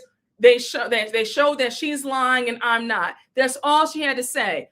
Gertie went around and around the mulberry bush to get to her point. I said, my God. And you have to be to the point. Get to it. I think Gertie's a lovely woman, a beautiful woman, successful. She's great at what she does, but I don't know if this was the platform for her. I think being on a show where it's about event planning, that might be more of her zhuzh. But being on Housewives, I don't know if that's for her. Just my opinion. Yes, she was way too passive. Yes. Dorit is long-winded too, but she still gets a check. But I think Dorit does know how to land the plane when she needs to land the plane. Gertie does not know how to land that plane. Gertie, the plane is still in the air like this. It's like you missed the landing. Dorit will at least, she'll give you this, but Dorit will eventually land the plane right here. Gertie's plane is still flying in the air. I mean, the plane has ran out of gas. They're on the engine light is on, and she still can't land the plane. And that does not work for Housewives. It doesn't. Dorit took a bus and a plane, then a cab. Yes, Dorit can read. Gertie gets flustered. You said Gertie's on a 40-year flight. No, it's true. I feel bad for Gertie too. Yeah, I agree. Gertie does not need that stress anyway with her health. Go find peace with her sweet family. I agree. You said people can dislike someone. I think that the general consensus is the viewers do sympathize with her, but that doesn't mean that you make for an entertaining housewife. You know what I'm saying? Like, yes, people sympathize. I sympathize. Her sharing her story was beautiful, but overall, a lot of people did not find her to be interesting or entertaining. And that doesn't mean that there's any fault with them. People like who they like, and you can't change that, in my opinion. You can't. You said you saw Gertie was irritated at Real Housewives of the Miami reunion. Yes, exactly. Gertie is liked, however, she fumbled too many reunion seats. I think, yeah, people like Gertie. People want Gertie to win, but I think that Gertie can be very long-winded, and then her being iced out of the group doesn't help things. It doesn't help matters, in my opinion.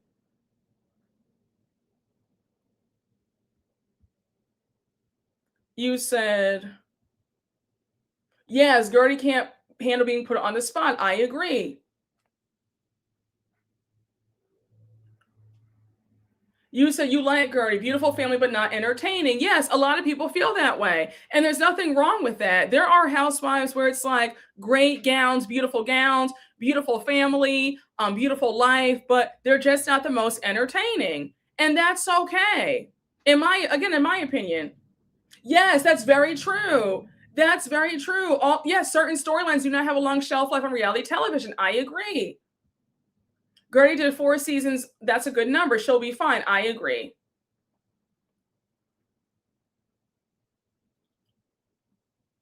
You said, Yeah, it doesn't work when there's only one black housewife either.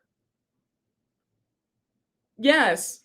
You said Gertie's on a cast full of non-empathetic women. They put her through hell with and without the cancer. It's very true.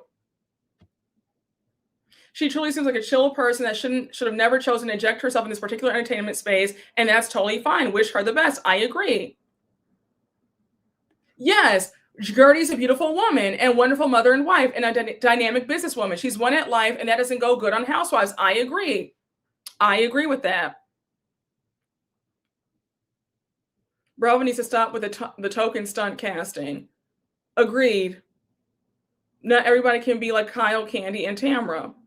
I like Gertie, but she doesn't bring much. Unfortunately, those women were vile to her. I agree. Yes, I agree. I don't think that she's when we're talking about top housewives.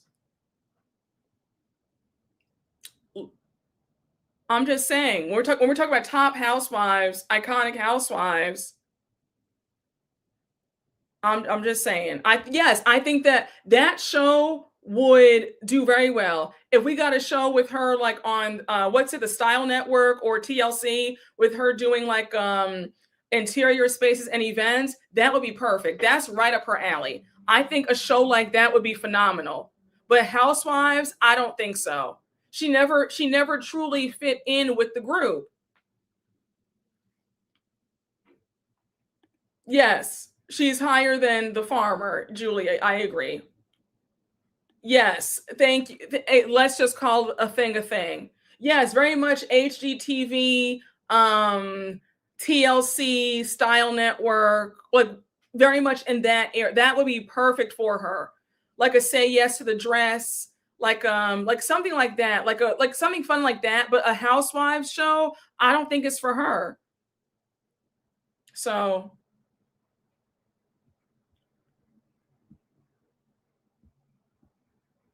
just saying.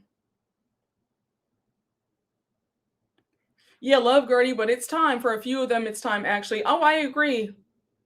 They're also saying that someone else is supposed to be getting their pink slip too. It's supposed to be Gertie, Julia, and someone else. So I'm wondering if Lisa is going to be out because people have grown tired of Lisa and the constant crying about, her and Lenny and her and Jody and the lateness. And people feel like Lisa's storyline has run out and nobody cares. So, I who knows? Maybe it's going to be Lisa as well. Yes, I think that she would thrive in a positive environment. I agree. You said Lisa is a dud. Yep, I don't want to hear about Lisa and Lenny's divorce anymore either. Yes, the Rachel Zoe, Jeff Lewis kind of show. Yes, that would be great for Gertie. I think that would be phenomenal in her element. But this show, no. It's going to be Adriana. Let it be you said fire Marisol, please. Lisa and Dorit are the same. Adriana should be full-time. Oh, you said Alexia. Oh, it might be because of Todd suing the network. So maybe it is Alexia.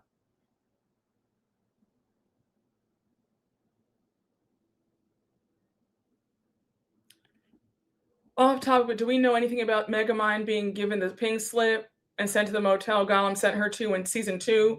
Oh, no, we haven't. We don't know yet. We don't know who's gotten their pickup letters, and we don't know who's been fired. So I guess we'll find out soon. We'll find out before they start filming. Yeah, you said Lisa's antics are wearing me thin. You'd rather watch her than Larsa. Oh, Jazzy was fired. Oh, wow. Okay. Well, I guess we'll find out more about who else is on the chopping block. I'm not surprised about Jazzy. I don't mind if it's Alexia, but the fashions.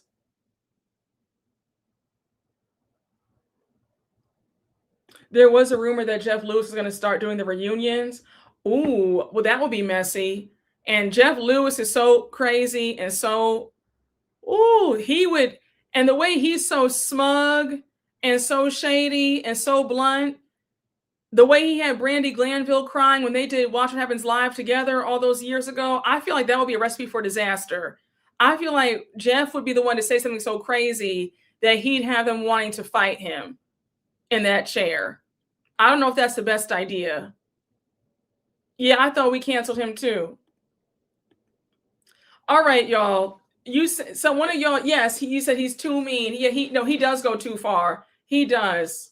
The way Jazzy was hanging onto the end of that couch, we already knew. Okay, y'all.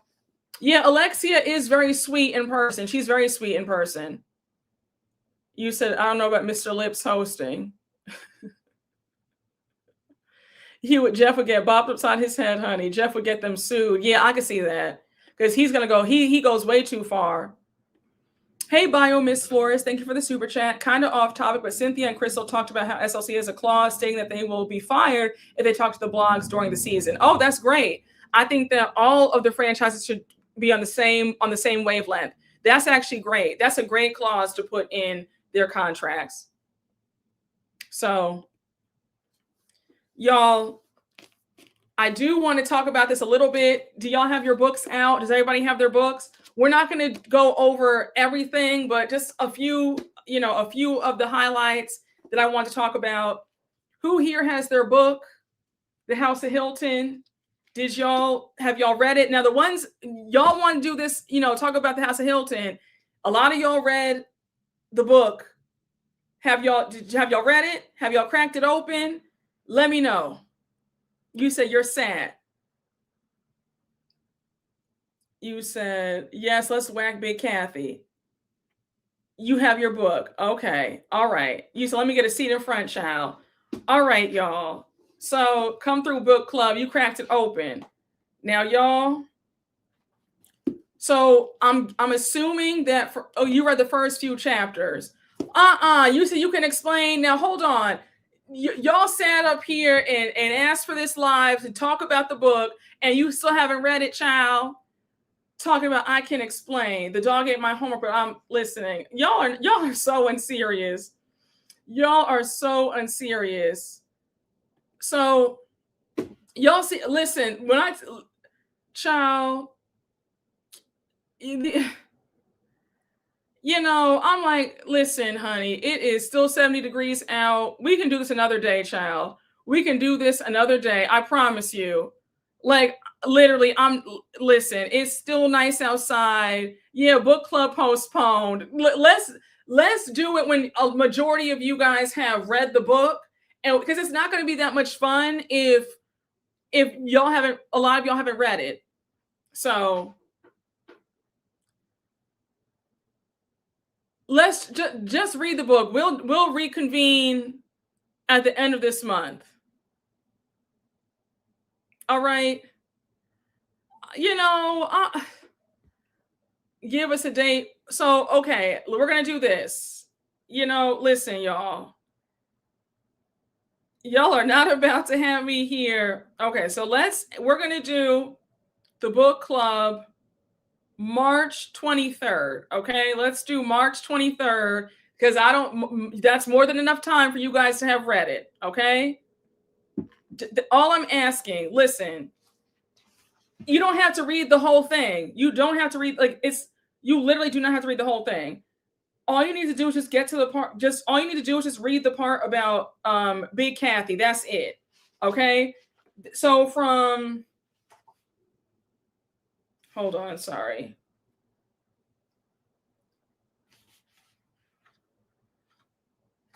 Okay, so you need to get book 1. That's all you need to the maternal roots. So from page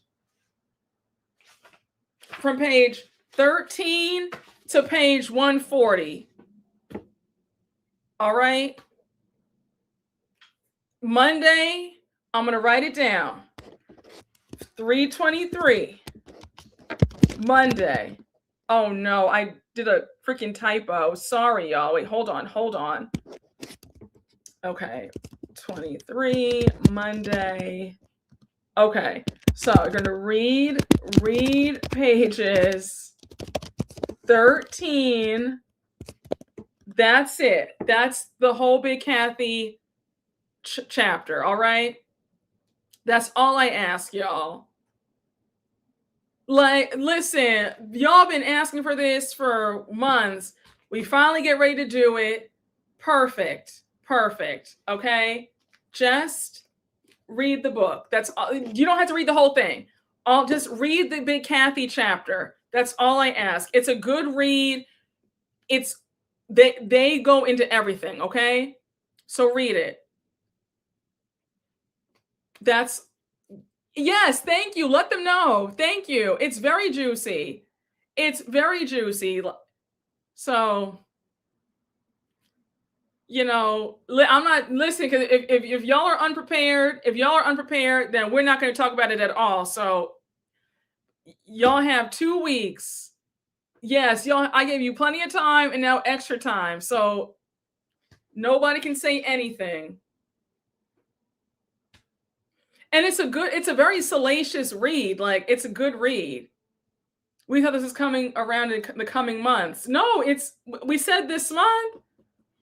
So come on, y'all, just do me a solid, and we'll have a whole conversation about it once you guys have read it.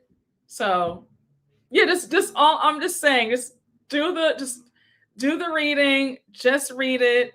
I'm not asking for a miracle. I'm just asking to read those 100, no, like what is it? 127 pages. But it's a fast read because it's so riveting, and their upbringing is wild. So it's something that you will want to read for yourself because it's good. So all right, y'all. Yes, no, for real. Yeah, and it makes sense why she is the way she is, because how the mother, it all makes sense, and we'll be able to talk about it. Yeah. So, all right. You said Arabella. I'm screaming. Okay, good. I appreciate y'all. You said half of these girls over there are not coming this live with a defeatist attitude. Thank you. I appreciate it. You're gonna learn about it. They talk about what happened to their dad in the book. Like the wild. The story of how she got with Kathy's dad and then how she got with Kyle and Kim's dad. Wild.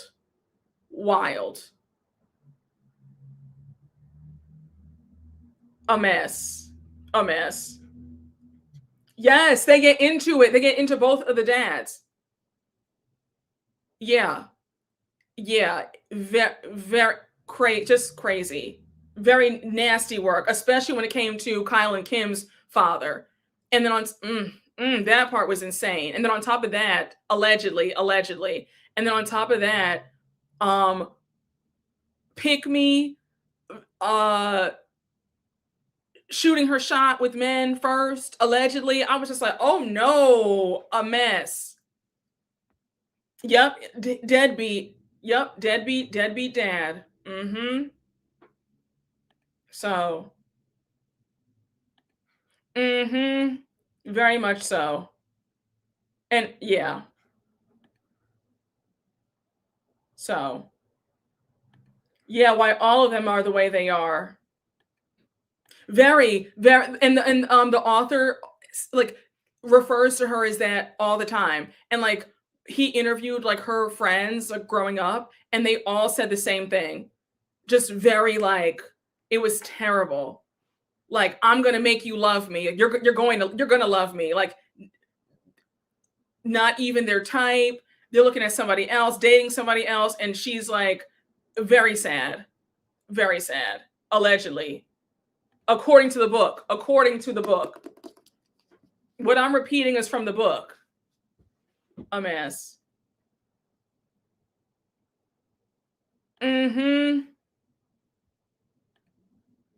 Child. Very much so. Very sad. Okay, I'm screaming because like in like our family, even though like I'm the oldest, I still act like I'm the baby sometimes. So like I kind of get it. Like I kind of sort of get it. So Like I still get babied, so I sort of that's the only thing that like, but I sort of get it.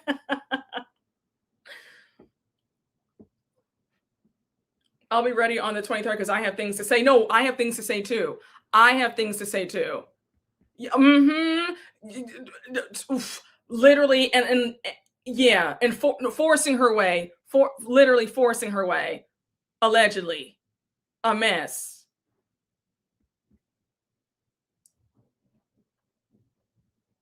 Okay, so I'm screaming. Yeah, it's like same with my sister. Like I definitely people will be like, "Oh, like you act like you're the baby of the family." So, yeah, it's funny. Oh, thank you so much. No, it's really good. No, running honey at the at the Beverly Hills Hotel Polo Lounge, child singing Frank Sinatra and all them songs. Listen, they a mess. A mess.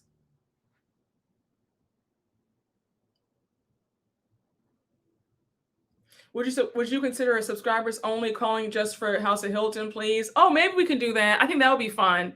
That would be fun. Yeah, because I would like to hear your opinions. I would like to hear what y'all have to say about the book and like what about her chapter. I would. That would be fun. Maybe we'll do a call in for the House of Hilton because I am very eager to hear what you all thought about. So, oh, thank you so much. And did so. Yeah, I think that would be cute. I think it would be cute too.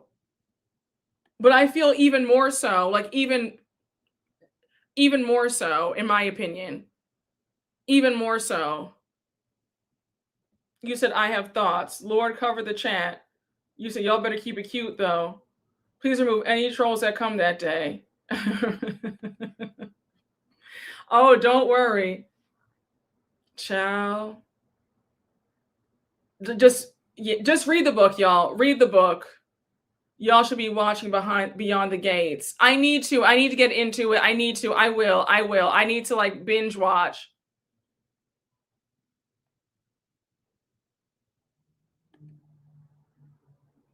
No, you need to read the book because you're not going to find any. You're not going to find any videos. Read the book. Yeah, only caveat is you have to keep it cute and speak in code if you call in. I agree. Got to screen the calls and make sure it's people who are here for a long time. I agree. I'm on a project that day. I'm going to miss all the lore. Chris, at least. Well, she did. Well, Kyle and Kim's dad had money, and according to the book, drained him of every last penny. A mess. But y'all, just read the book. We'll reconvene. We'll reconvene 2 Mondays from now, and we might do a call-in, okay? But yeah, guys. Honey, a child, a big mess, child. A hot mess. Mm-hmm. Mm-hmm. And then went on to husbands 3 and 4. A mess. But guys, no, I'm just saying I think that it's fun to like talk about the book with people who've read it. Like it's versus, you know what I'm like, it's like fun. I like to hear your perspectives and and then certain chapters blew my mind. I was like, oh my gosh. It's just more fun to talk to people who read it. So yeah. And they talk about all 4 of her husbands. Very sad. And yeah, the stepchildren, a mess. Feeding allegedly, according to the book, fed the mother-in-law, fed Kyle and Kim's grandmother, their father's mother, dog food, allegedly, according to the book, a mess, child. Yeah. So Kathy's father is the first husband. Kim and Kyle's father is the second husband, third husband, and then fourth husband. Yeah. Yup. That was wild to break the girl's teeth, allegedly. That was nasty work. That was because the stepdaughter had a beautiful smile, and that was crazy. Okay, somebody read the book, honey. Somebody read the book. Child, a mess. Very much so. Yeah, it does make the book club better if we're on the same page. It's true, pun intended. It's very true. Yes. Mm-hmm.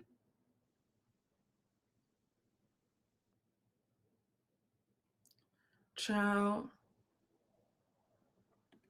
He was in the circle, and then like he knew like all he got all the friends. He talked to the stepchildren, like Kyle and Kim's stepsisters and stepbrothers, and they all talked, like so he honey, when I tell he got all the dirt. And I see why they tried to buy up all the books because they didn't want anybody to read this. I see why they're selling for $400 on Amazon because they don't want anybody to read this.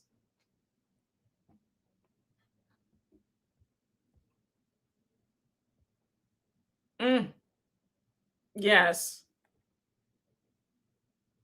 Yes, that's what the consensus was. Yes, everybody said that. Like the author went to all like the acquaintances and said that. Like they all said that. They all said that about her. All of them said that about her. All of them.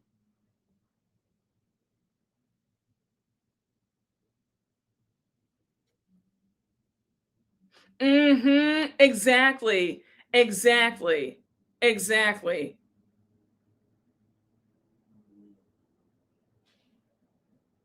They are. Mhm. Yup. Listen, I was floored. Yeah, just read all of book one. Just read all of book one. That's all you need to read. Book one, maternal roots, and the picture of their mother. That's all you need to read. That's all the whole book. Just read all of book one. And they start with Big Kathy. She was born and raised in on Long Island, here in New York, Manhasset to be exact. Shout out to Manhasset. Shout out to Americana Manhasset, honey. One of my favorite malls. Shout out to Manhasset, honey. But yeah, she was born and raised in Manhasset, and they take you from the whole story. Yep. Mm-hmm. High school dropout, meeting Kathy's father, a mess. I'll talk about that in a separate live, but just so heartbreaking. A book published in 2006 being over $70 is ridiculous. They really didn't want this out. They don't want this out. They don't.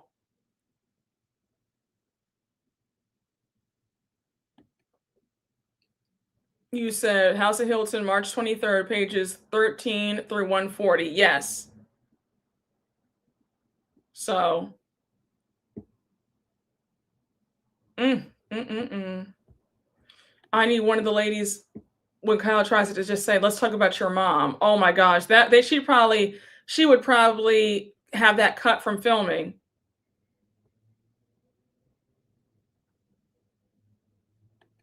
Oh, absolutely. It's called The House of Hilton. Yep, Elizabeth Taylor was Hilton's first wife. Yep, they give you all the backstory of them. If you want to read the whole book, they do talk about the grandfather Conrad Hilton and all that. If you care about that, but if you just strictly care about Big Kathy, then all you got to do is just read book one.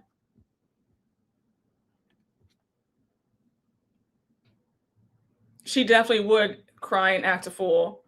Yeah, Zsa Zsa Gabor's daughter died in poverty. Yeah, and then so did Kyle and Kim's father too, allegedly, according to the book. I was shocked when they told the story about their father at the very end. I had tears in my eyes. I couldn't believe that. Very sad. Allegedly,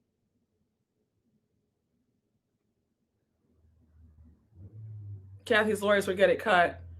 That lady would flip the table. What chapter is this? I can't tell you what chapter, but you're going to have to just read the whole book one. And the chapters go by quickly. Yep, it was his health. Yep, that he built that beautiful house for them in Bel Air. So, yep, yep, Kyle's the only sister who was born in L.A. in Bel Air, because the other two were born in New York. And he built that. Their father built that beautiful home in Bel Air. He was making all that money. He was an ad executive, or he was making bank. Child, very sad. Yeah, just read it. That part was so sad to me. That was so sad.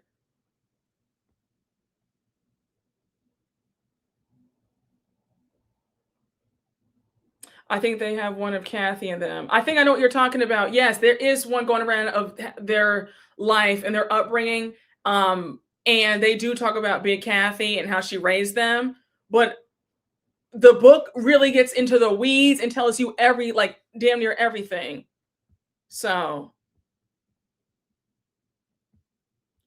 child, not never, because it's very sad. Well, I'm excited for y'all to read the book. It's a very good read, a riveting read. Okay, if I'm not doing it justice, but we will reconvene and do a book club of it on March 23rd. Okay. You don't know. You have me screaming. You said Kyle looked so sad meeting Rachel Zoe's parents. Yes, she did.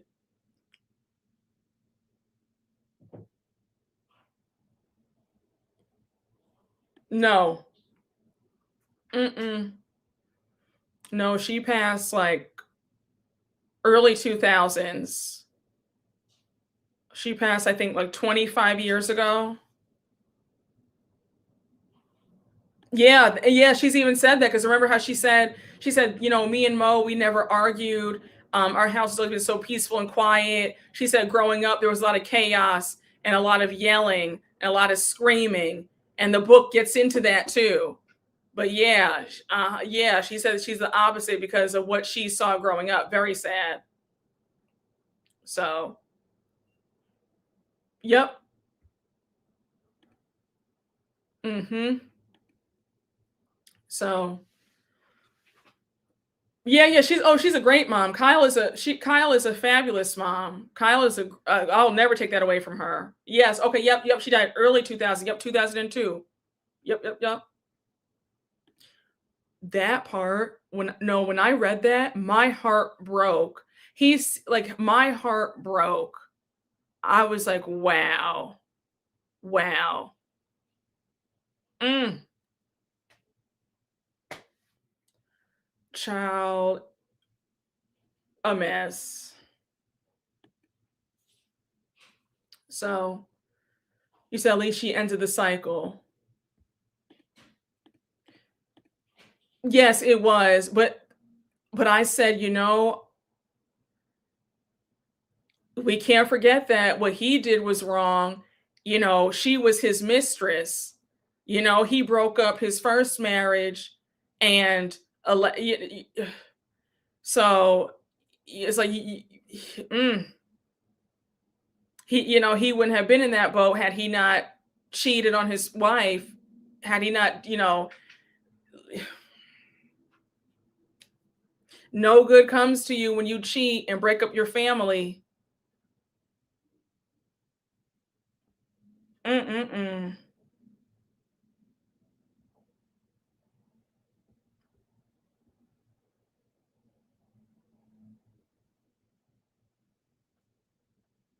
Yeah, two wrongs don't make a right. No, it's true. A mess. You said wellyb.org has the book. Yeah, it's $400 on Amazon.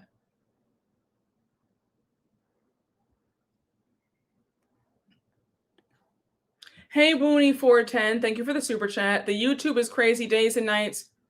The YouTube is crazy. Oh, the YouTube is Crazy Days and Nights, which has been taken down due to the coverage of the files, but has one episode dedicated to Big Kathy. That's how I know everything too. Oh, okay. And they used to do the blind items Crazy Days and Nights. Yeah, it's $70 for the hardcover and $11 on Kindle. It's $12 on Amazon Books.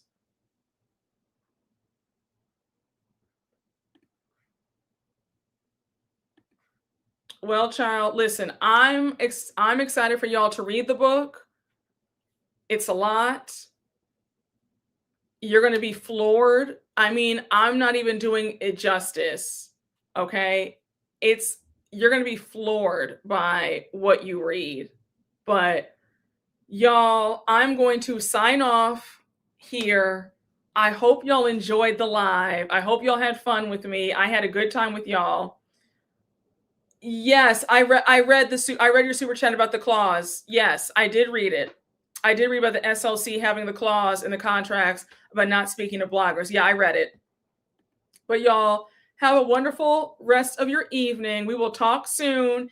And please be ready for March 23rd to talk about the House of Hilton. All right? Because we're going to talk about it. And it probably will be a call-in because I do want to hear your thoughts about the book. Yeah. All right. But guys, have a wonderful night. I want to say thank you to all my moderators. We had a full house tonight. Okay. Thank y'all, everybody. Shout out to y'all. I love y'all. Enjoy your evening. Enjoy this beautiful weather. I know I will. And have a great rest of your night. I will see you all later. Bye, guys.